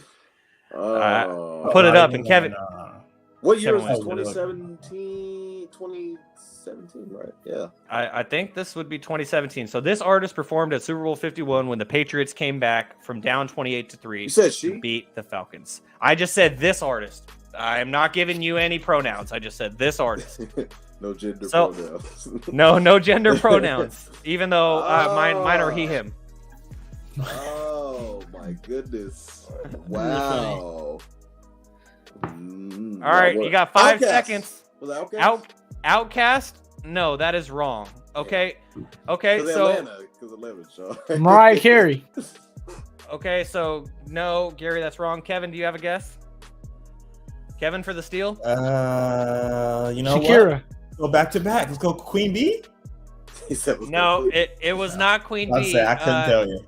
Super Bowl 51 when the Pats came back against the Falcons. That was the Lady Gaga. Oh. Yeah. Lady Gaga performed at Super Bowl 51. So no one got that one. Kevin remains at 6, Jaevon at 5, Garry at 4. So here is our last question, guys. So, Garry, this one's for you. It's fairly recent, so I hope you get this one. They always try to put more pressure on me to get it, like, bruh. These two artists performed at Super Bowl 54 when the Chiefs came back from down 20-10 to beat the 49ers. I know this Garry, one. you have 15 seconds. Okay, Garry, so who are the two artists? Was it the Snoop Dogg one? Oh, next. I'm not answering yes or no. Snoop Dogg, Mac Dre one, the 50 Cent one. So that is incorrect. That was last year. That was last year. I got it. No, too late. Garry, I'm sorry. Garry, you were Garry, I'm sorry. You were already wrong. Jaevon had his hand up first. Jaevon for the steal. Who performed at Super Bowl 54? Shakira and J-Lo. Shakira and J-Lo. There you go. Jaevon with the steal. Ding, ding, ding. Bro, I and now, Shaun cheat or Cam cheat. I know he looked. I said Shakira the last time too. I was gonna say get Beyonce for all 3 of them, bro. Well, so Beyonce actually did perform at 2. But yeah, I'm sorry, Garry. You were incorrect. Who's that one guy who performed? Oh my God, Bruno. He had Bruno Mars. There you go. I'm thinking Bruno Mars. I think that was Super Bowl 50. Tampa. Yeah, it was in Tampa. I remember when No, the Tampa was the weekend. That was the weekend. Kev, do you remember The weekend? I was just thinking the weekend. That's what Do I you was remember who thinking. did y'all Super Bowl when y'all played the Patriots? Nope, I was too drunk at halftime. Couldn't tell you who performed. It was Justin Timberlake. Mhm. The reason how I know that is because he premiered his shoes. His shoes like dropped on like the sneakers app, but he was wearing them, and they go for like hella bread. So yeah, that's how I know. And yeah, so there you go. I appreciate you guys for participating. And you know, Kevin, I'm honestly disappointed. I thought you would get that one for sure. So I was like, nah, that's too much of a softball. Let me give him a different one. But Definitely. Kevin nailed it. He got Beyonce. And so now, after 13 weeks, Kevin and Jaevon sit at 6. Garry sits at 4 on Shaun's pop quiz. So we appreciate you all for tuning in. Are we gonna start counting other things too? Keeping score on other stuff?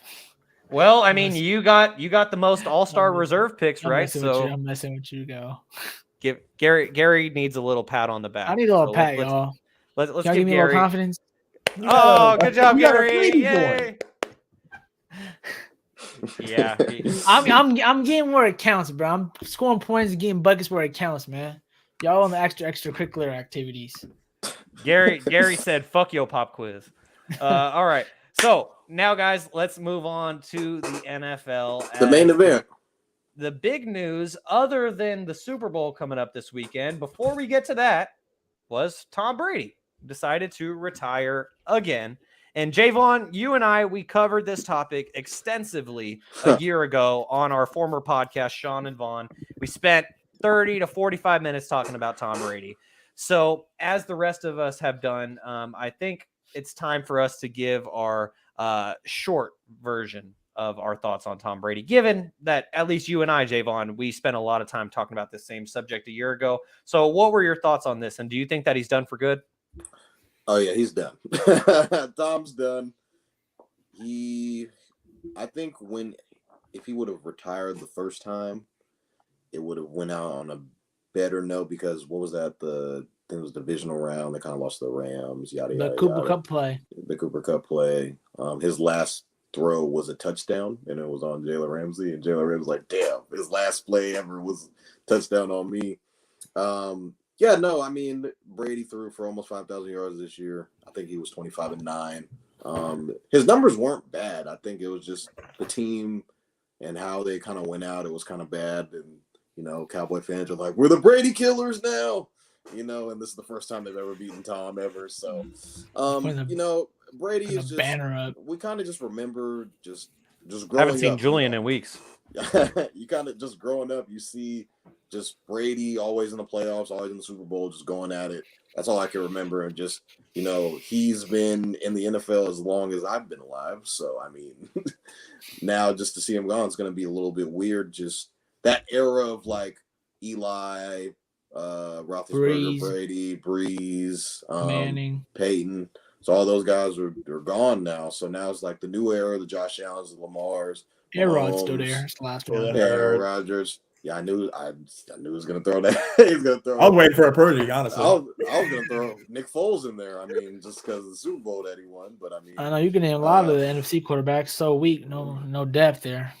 But I mean, just for Brady to go out kind of the way he did, you know, he's done. I think he's probably gonna take like a year off this year, I guess, and just kind of just chill. I mean, he's got money. I mean, it's not like he can't just not do nothing for a year and kind of just soak it all in. And he's going to go back to broadcasting next year. So that'd been pretty dope, though, to see him in the Super Bowl, kind of just on the cast, just in the background, fly on the wall. No, Tom Brady never going to work a Super Bowl. Tom Brady kind of just be there. So, yeah, Brady's the GOAT. So, I mean, unless, you know, we see somebody win. Do you see anybody else winning 7 Super Bowls?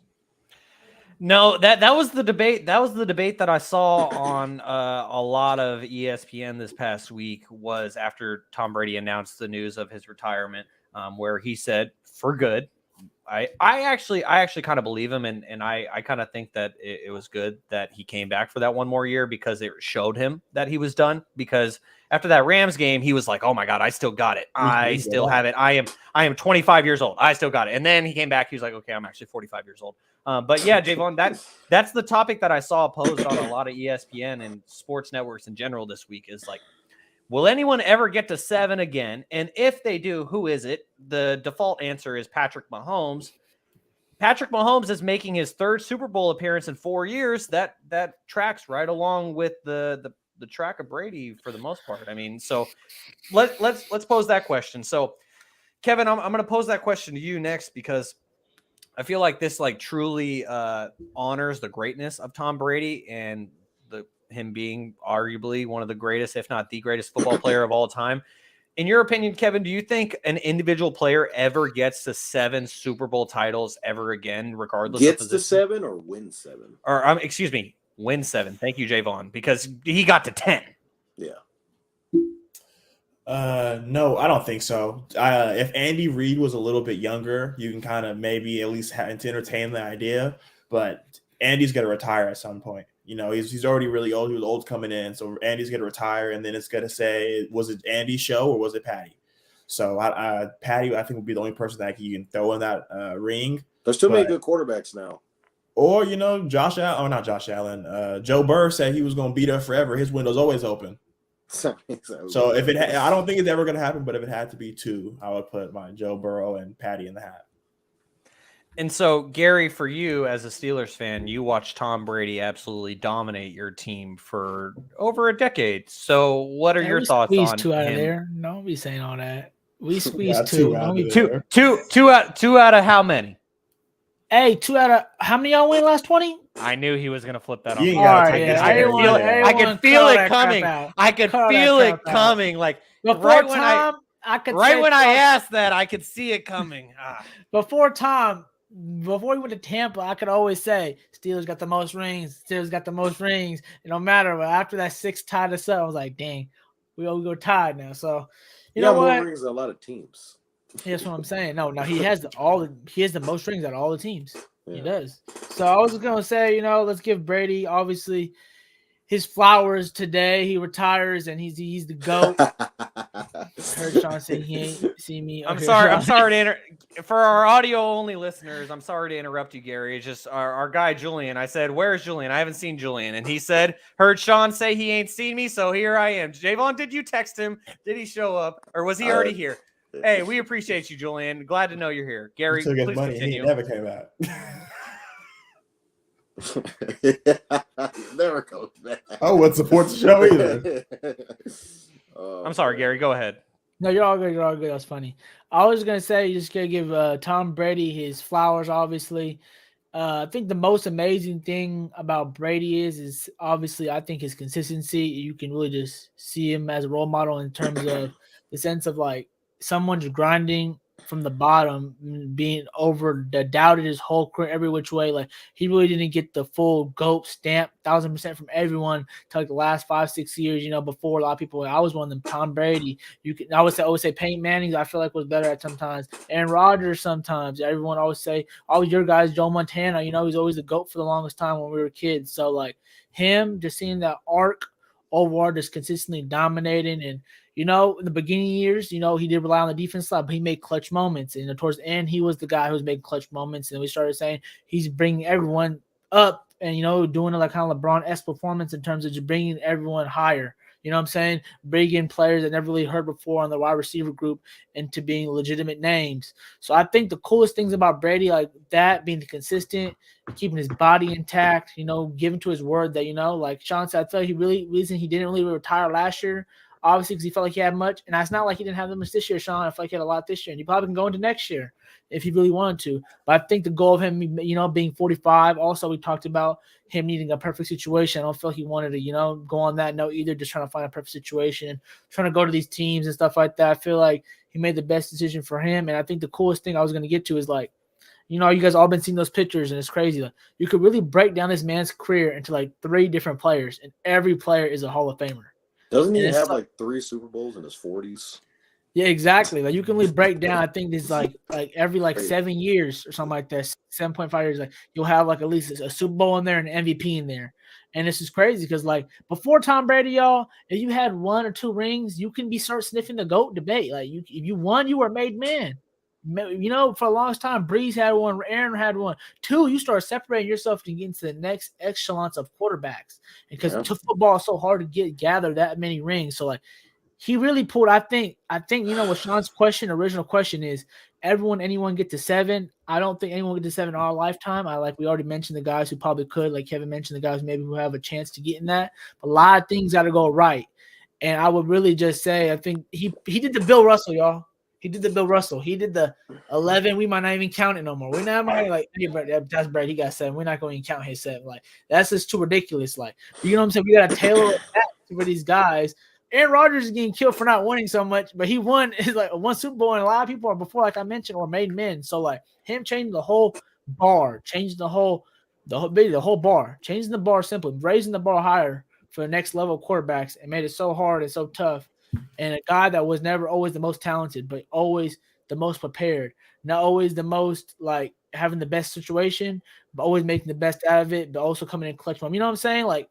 You could say right now, I feel like Aaron Rodgers is better arm talent than him. You feel me? You could say Patrick Mahomes has the best combination of talent and accuracy and everything. But him just knowing the situation and coming out clutch in every moment, that's why you can never knock that man. That's why he's the GOAT for the time being.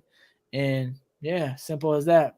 He should have 9, to be honest. Hey, man. Sorry, ran into the Eagles. Oh, you talking about the Giants? Yeah, I was talking about the Giants game. Yeah. He had a helmet catch and Mario Manningham catching the ball like over his body. Yeah.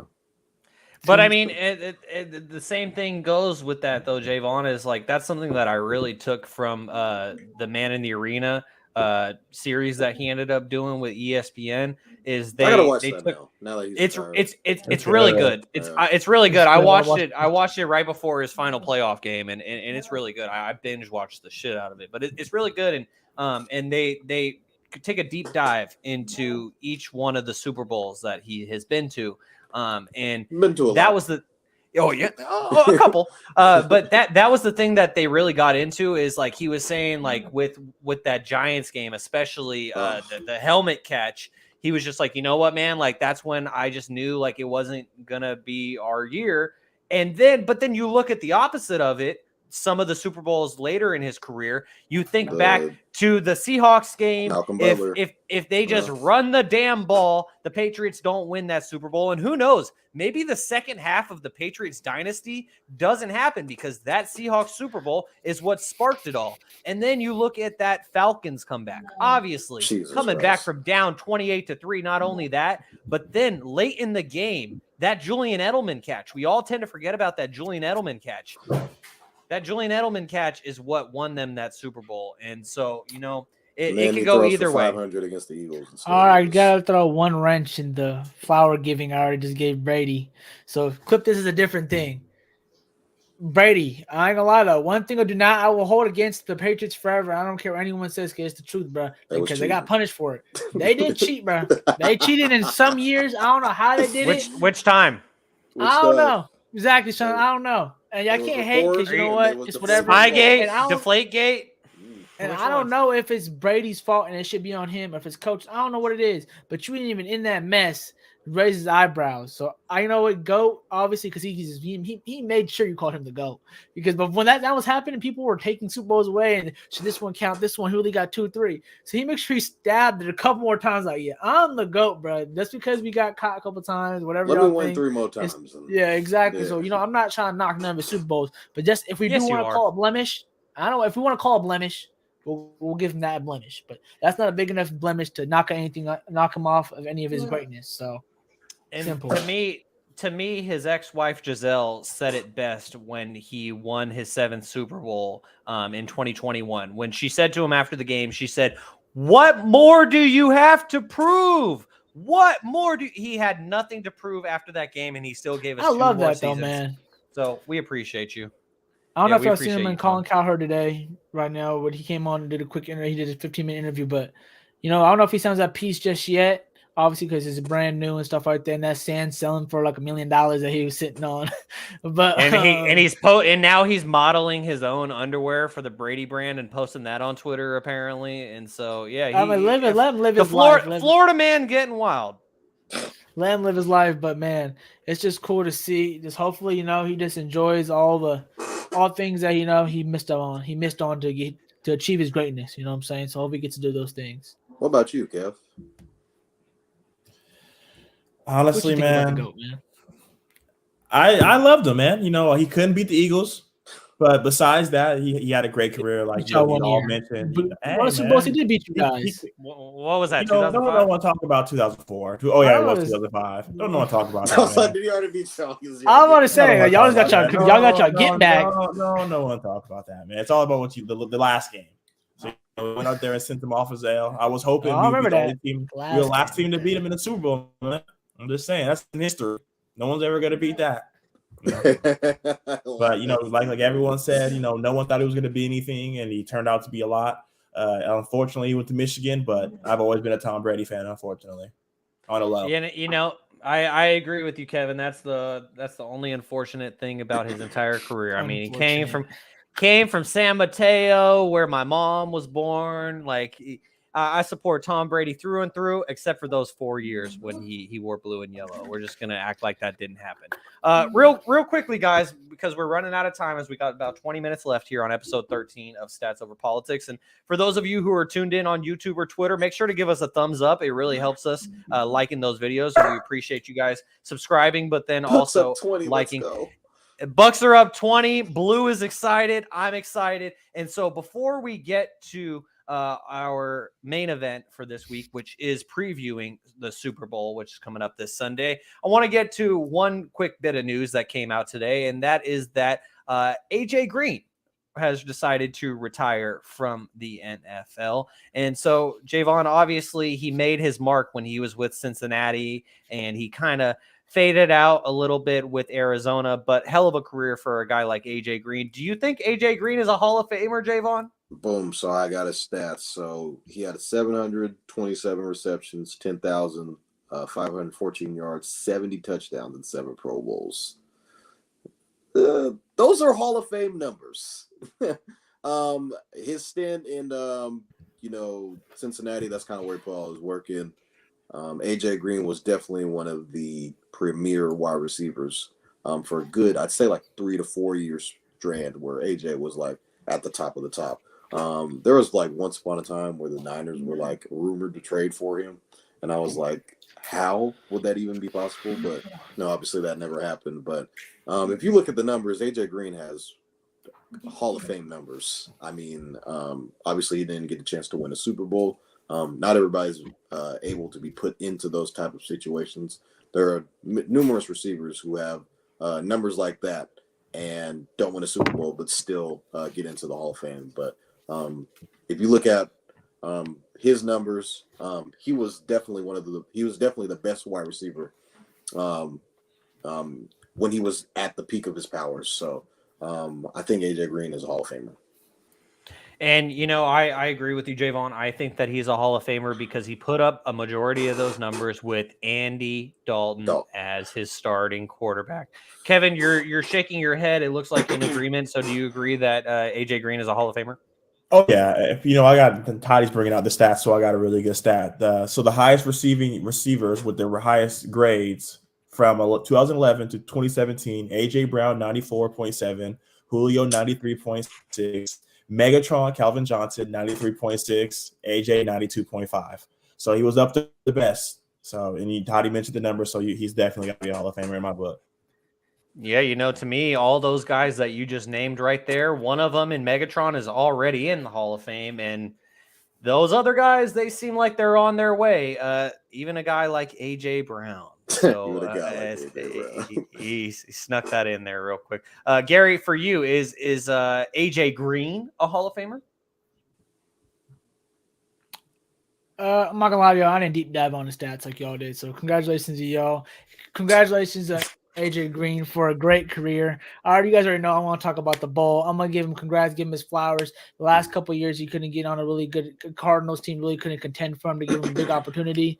I probably has a couple more. If you probably could squeeze maybe 1 or 2 years out, I didn't really see. Like, I know he was a great fantasy pickup sometimes in spurts on and off throughout the last couple of years. Obviously before these years, before the last few years, he was a on fire fantasy pick, like you guys said, going through the numbers and stuff like that. So respect to him. Like Vaughn said, not everyone gets a chance, especially in wide receiver position, to get to like those championship level games, stuff of that nature. but his accolades in terms of all the numbers you guys speak of, him being top 10, top 5 the last few years in reception and yards and things of that nature, puts him in that category and puts him as one of the best receivers in his little era during the time. So I will always say he give him respect. I don't know. I feel like he was always hit or miss being top 5, So I know he was never top 1 during his time, but he was a guy you had to respect and you had to really pay attention to. So respect to him and wish him luck post-career. All right, Gary. So now you said you want to talk about the bowl, so let's talk about it. I want to get your prediction for what's going to happen in Super Bowl 57, Gary. I want to know who you have winning the game.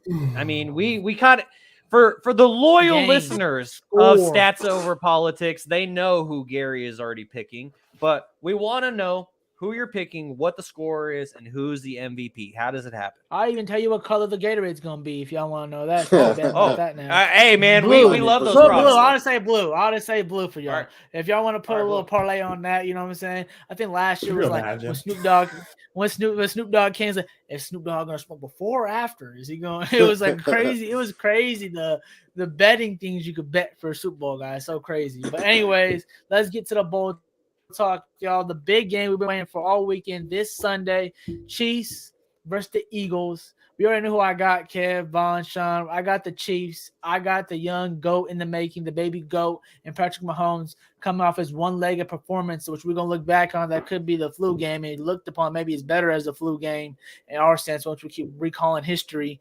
And I got the score here. I predict I was sitting on it. I think it's going to be a little defensive game because of respect to both of these teams. They're really great defenses. They're really both good in the trenches, especially the Eagles are great in the trenches on both sides. Every which way, it should be pointed. I feel like the Eagles, in terms of the best team, has been like that all year. I always feel like the best teams have been in the NFC.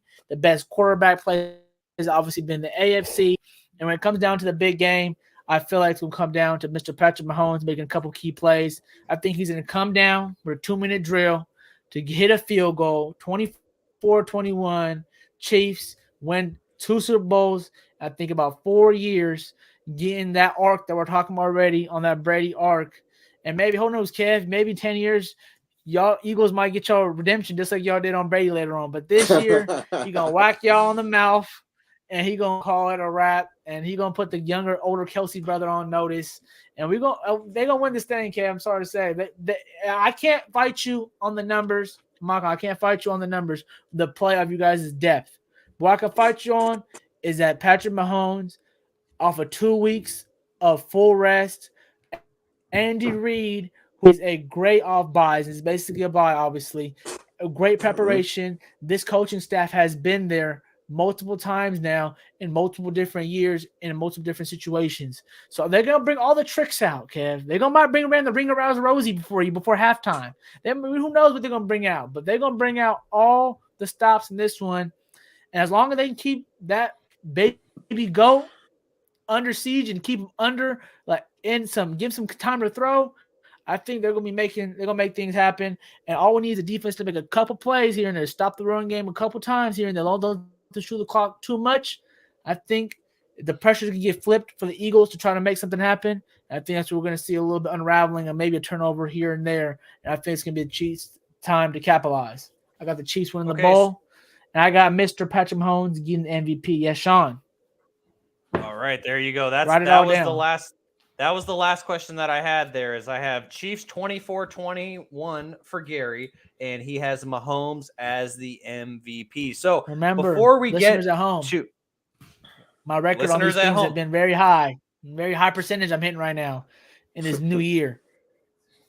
I mean, we'll see if Gary gets the Gatorade color right, because that's the main one I'm looking for. So before we get Kevin and Jaevon's predictions for this game, I want to get to a couple of our YouTube comments for the predictions from our listeners. Our guy James says that he got the Chiefs 31-27, and Uncle Manny says Philly has the better team, but hard to bet against the baby GOAT. 31-28 Chiefs for Uncle Manny. And for those of you tuning in on YouTube and Twitter and tuning into us live right now, don't think that you're safe from the notepad. I'm going to write down your predictions too. We're going to get this documented. All right. So, Kevin, we know which way you are leaning. Jaevon is the true question mark for me on this one. I don't really know either way he's leaning. So, Jaevon, please give us your preview of Super Bowl 57. Oh man, Brandon Ayuk said it best on the. Okay. So you had to bring the Niner guy in here. I mean, they're gonna get exposed. I mean, the Niners. It took the Niners to have a running back throwing them the football for them to lose the game. But I think Patrick Mahomes, we saw what he could do on one leg, and I feel like there's kind of nobody standing in his way. Yeah, obviously the Eagles are a great team, but I think it kind of comes down to quarterback play. The Eagles, great D-line, great. They have a great secondary. I think what the Chiefs are going to try and do is kind of make Jalen Hurts beat them with their arm. I think they know that Jalen Hurts is going to be a threat in the run game, so they're kind of trying to keep him in the pocket and kind of see what he was, throwing on the run against the San Francisco 49ers. He did not look good. He threw for 121 yards, as I already stated on these previous podcasts, and I don't know if that's going to be good enough to beat a Patrick Mahomes. I think the game is going to be semi-close. I got the Chiefs winning 30-20. Okay, take Chiefs that 31-20. And you said that I'm surprised y'all didn't bring up yet. Real quick, before we let Kev let loose, stretch out. Go ahead, Kev. Get ready to bring up cracking knuckles, cracking neck real quick. Before we let him let loose, I'm surprised Shaun and Vonnie bring this up real quick. Come on, y'all. This is one that y'all should have brought up. Why am I bringing this up? What is the record for the loser? Who are the teams that have played the Niners the next following week? Shaun, go ahead. This is actually the time I think I'm bringing it up for you. Go ahead. Owen. Oh, yeah. Not Owen Hart. Owen 18. 0 and 18. Is it 18 or 19? Oh, yeah, it's 18. It's about to be 19, Kevin. 0 and 18. So, I mean, okay, so Jaevon, you're going with the Chiefs 31-20. You like that live, Shaun? You like that live? I love it. I appreciate it. I slammed that in like DeAndre Jordan. So, Jaevon, you are going with Chiefs 31-20, Mahomes MVP. Oh, excuse me, 30-20. And Mahomes MVP. Yeah, oh, he's going to whack-a-mole team. 10? Oh, I ain't gonna lie. I didn't call that. I gave y'all respect. I gave y'all a lot of respect. All right. So since Garry just threw me, hold on before Kevin goes. What? No. I was gonna give my. Kevin go yet. In before the season, picked the Eagles to go to the Super Bowl, I think, and he had them losing the Super Bowl. Okay, so if you're gonna quote me, make sure you quote me correctly. I did not say we were going to the Super Bowl. You said NFC Championship game? Yes, sir. Oh, okay. Thought we had to lose a single Tom Brady. All right, Kev. The Eagle man, the head of Mayor Eagle. We can let Shaun go. All right, I appreciate it. I'll just say real quickly that Garry threw me the lob. I slammed it in. Teams that played the 49ers this season were 0 and 18. The next game that they played. And to me, I think it's going to get to 0 and 19. I got the Chiefs in this one 34-30. I agree with Uncle Manny where Uncle Manny said Philly has the better team. I honestly agree with that. But, I'm going to take it back. Let's see. Kevin's, damn it. I didn't write down the date in the episode. I could have had it ready to go, but I got the quote. Kevin says, I'm taking Jalen Hurts over Mahomes, Herbert, Josh Allen, and Joe Burrow. Well, I think you knew, and you knew when I was alluding to it earlier. That's your Max Kellerman quote. That's his Max Kellerman Brady off the bridge quote. That's your quote. Okay, that just yet, y'all. So, anyways, I agree with Uncle Manny that I think, Garry, you don't have it yet, but I'm gonna catch you. I'm gonna catch you slipping. I agree with Uncle Manny that I think Philly has the better team overall, but to me, I think it's gonna come down to quarterback play at the end of the game. And to me, I'm taking the best guy out there, not only the best guy out on that field, but the best guy in the world. Patrick Mahomes is the reason why Garry and Uncle Manny are calling him the baby goat. Guys like Mobani Jones just calls him Jordan. Doesn't even refer to him as Patrick Mahomes anymore. Just says Jordan. He's Jordan. He's Jordan. It's because he does things that no one else can do, like Michael Jordan did. And so to me, Jaevon can attest to this. I'll just wrap up by saying this. Is that I'm not just going to be a Mahomes homer saying anytime Mahomes is in the Super Bowl that I'm picking him. Because yeah, and so Jaevon, you remember a couple years ago. Yeah, we shall see. So Jaevon, yeah, thank you, Gary. So Jaevon, you remember a couple years ago on Shaun and Vaughn when we gave our Super Bowl preview for the Chiefs versus the Buccaneers, and you were all on the Chiefs, and I told you I was like, I think the Buccaneers are gonna get it because of the Chiefs' offensive line. The Chiefs in the last 2 years have greatly improved that offensive line. Maybe they don't have a standout guy like a Trent Williams to where you could say that guy is the most dominant guy on that line. But when or Jason you got Kelce. Yeah, right. All right. But when you got a guy named a guy like Joe Tooney and a guy like Orlando Brown, and those are two of the guys that they brought in after that Super Bowl. To me, I think even with a bum ankle that they are working hard to fix, I think Mahomes will be all right because why? He's the number one pocket passer in the NFL. So if that ankle is still not great, I think he'll be all right. I got Chiefs 34-30. Mahomes is the Eagles are the favorites. As of right now, you get the Eagles minus. As of right now, it's been for 2 weeks. I'm a little shocked. I'm not gonna lie.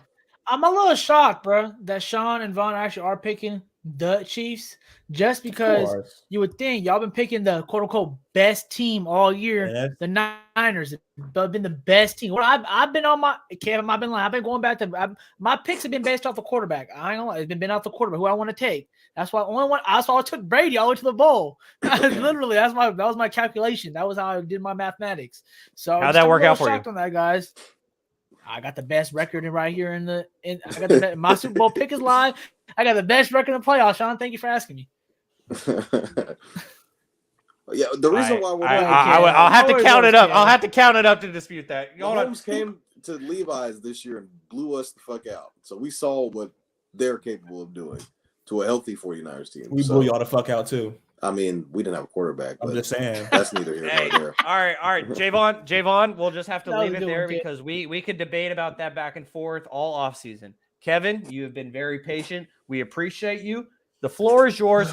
Tell us why the Eagles are going. Oh my God! He's taking out for the audio for our audio only listeners. So for our audio only listeners, Kevin just took off the headphones, took off the LeBron jersey, so then he could show us the Super Bowl. What is that? 52 champions from when they won 5 years ago. I was wondering why we don't got no Eagles gear on the show today. Hey man, it's always coming. It's always coming. All right, Kevin, the floor is yours, my friend. So for everyone listening, for those rants that we just had to listen, all they mentioned was Patrick Mahomes. So I hope they have 11 Patrick Mahomes on defense. That's all you guys said was Patrick Mahomes this, Patrick Mahomes that. You know, the game's one of the trenches, like Gary mentioned. And, you know, last week, everyone mentioned, or 2 weeks ago, that was a while ago, everyone mentioned how the Niners had this amazing D-line and they had Bosa, and now the Chiefs have Chris Jones. Y'all can't name another person on that D-line. Let's just keep it Frank Clark. Yeah, Frank Clark. Exactly. Okay, that was the one other that I could name. But you know, I think the Eagles are going to come in and get it done. I don't think it's going to be a close game at all. I'm taking Eagles 35-14. So I got an interesting stat for you guys. So the number one defense, put that in the notebook, Shaun. Number one defense and the number one offense have played twice in the Super Bowl, and they were both determined by average of 31 points. You know, it's easy to throw against people that ain't the number one defense. He's going to have 4 Pro Bowls in his face. This defense had the most sacks for a defensive line to have 54 out of 70 in a 4-man rush. Patrick Mahomes is going to be back there sweating all game. And so you're predicting it's going to be kind of like Jalen Hurts is it? Super Bowl. It's going to be a massacre. From who? Frank Clark? Chris Jones, who just got his first career sack in the playoffs? Come on, man. Let's keep it real. Mahomes' ankle is still not going to be 100%. Hey, what are you talking about? Bengals Joe Burrow was a little bit tap dancing the other week because he had to. I know his line injured, but his line's not close to your guys' line. Kevin, we're not. But we're saying if you can you're making someone move.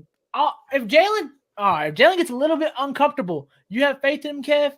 Obviously, you're gonna say yes. What am I asking you? Hey man, 35-14. That's a lot of faith. But back to what I was saying. They're gonna have 300 yards rushing. Hey, gentlemen, we're running out of time. Let Kevin have the floor. 3 rookie corners. It's fried cooking over there.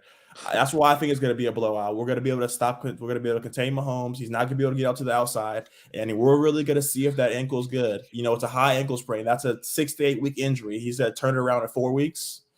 it's going to be a long day for him. And the Eagles rushing game, like we've all mentioned, we have 7 rushing touchdowns on the postseason. Every team that played in the postseason tallied up to 7 rushing touchdowns. Boston Scott, Kenneth Gainwell, Jalen Hurts. We just have too much going on for him. Don't forget about Booby. Oh, I'm not going to forget about Pro Bowl Booby. I didn't even think I'd be sad. I was mentioning the other guys. But yeah, no, Booby's coming out and doing this thing. So I think the biggest problem I have. Go ahead, Garry. I was gonna say the biggest problem. But biggest problem. Kevin's right, man. We're not. The reason why we mentioned Patrick Mahomes so much, Kevin, is because that's the only chance we got. If we want to pick out what part of the team's better than your guys' team, only the quarterback position, really. I mean, maybe a couple of obviously tight end position, obviously Kelsey. You know what I'm saying? But obviously, you guys have the bigger, better receiving group, obviously. But the real reason is Jalen Hurts. What? Wait, what were we saying? Did you hear what he just said? I was just laughing at Jaevon's. I was laughing at Jaevon's reaction. What did I say? So y'all they have a better receiving group. Did you hear what he said when Garry said quarterback and tight end? Kevin made a face like there wasn't a gap at tight end between both teams. Travis Kelce. Hey man, let me tell you like this. 600 yards and he missed 5 games. Jesus Christ. Go ahead, Garry. I'm sorry. That's my right. All right, anyway, let me not talk about Travis Kelce, do we? Yeah, talk about Travis Kelce, bro. I don't think we need to go into that one. Anyway, I was just gonna say, only hesitation I have is really, and this is why I can't pick the Eagles, is really because Jalen Hurts, that game versus the Niners, did not have to make enough key plays to win the game because obviously due to the situation for the Niners quarterback situation. Exactly. He didn't have to. Exactly what I just mentioned. But the reason but we did see a couple plays, Kev, and you mentioned this too. We talked about this. He did miss a couple plays. Maybe it's due to injury. He might be feeling better this week. He might be on par. He might be really hitting all cylinders this week. Hopefully he is. He had a couple throws that he missed that he usually hits. And why is that? Is he still injured? Is he ready for the moment? I'm just asking these questions that should be asked because he hasn't fully proven that he is the guy just yet to get over the hump. If he was a guy that everyone believed in, he'd be talked like he'd be talked. That's a messed up comment. I said if he was really the guy, then we would already be talking about him in these conversations. But he's not the first 4 or 5 not guys named. It goes Josh Allen, it goes Patrick Mahomes, it goes Joe Burrow, it goes Justin. So obviously I expected he should be named in this if he wins the Super Bowl, but I'm gonna have to see it before I believe it. How many AFC championships Justin Herbert go to? You said what? How many AFC championships has Justin Herbert been to? No, not enough yet. But, okay, hold on. Who's talented? Okay, Garry. Hold on. How many Super Bowls Mr. Dude in Buffalo been to? Ain't better know. All right, just making sure. Not many. Hey, Kevin. Don't you think that has Kevin? Don't you think that has something to do with the conference that they play in? The Bengals beat the Chiefs. It's not my fault. The Chargers and Bills can't. Oh, you gotta love Kevin, man. Okay, so hold on, but Kevin. Wait, the NFC is weak. That's the point. That was the point. And also, for our audio only listeners, just to fill you guys in, when Garry was given his last response, you heard Jaevon audibly laugh out loud. We all laughed out loud, and it was because our guy Wes said in the YouTube comments that Goddard is cheeks, and Kevin didn't agree with it. So Kevin, forgive me if I missed it, but I got you as Eagles 35-14. But he's not a top fantasy guy. It's because no, you're good. I was just gonna say that's hard to say because like in fantasy, there's basically one relevant tight end, and then everyone else is like on a week to week basis. Yeah. And so anyway, yeah, because that was the stat that I was gonna bring up when we were talking Goddard versus like when Kevin mentioned, okay, Goddard got 600 yards and missed 5 games. I was gonna say Kelce, like the gap between Kelce and the next closest tight end when it comes to stats is like bigger than like the gap between like 3 to 7. Like it is a significant. He's pretty good. Last Sunday. Bigger gap from Seattle to Sacramento. Better stats.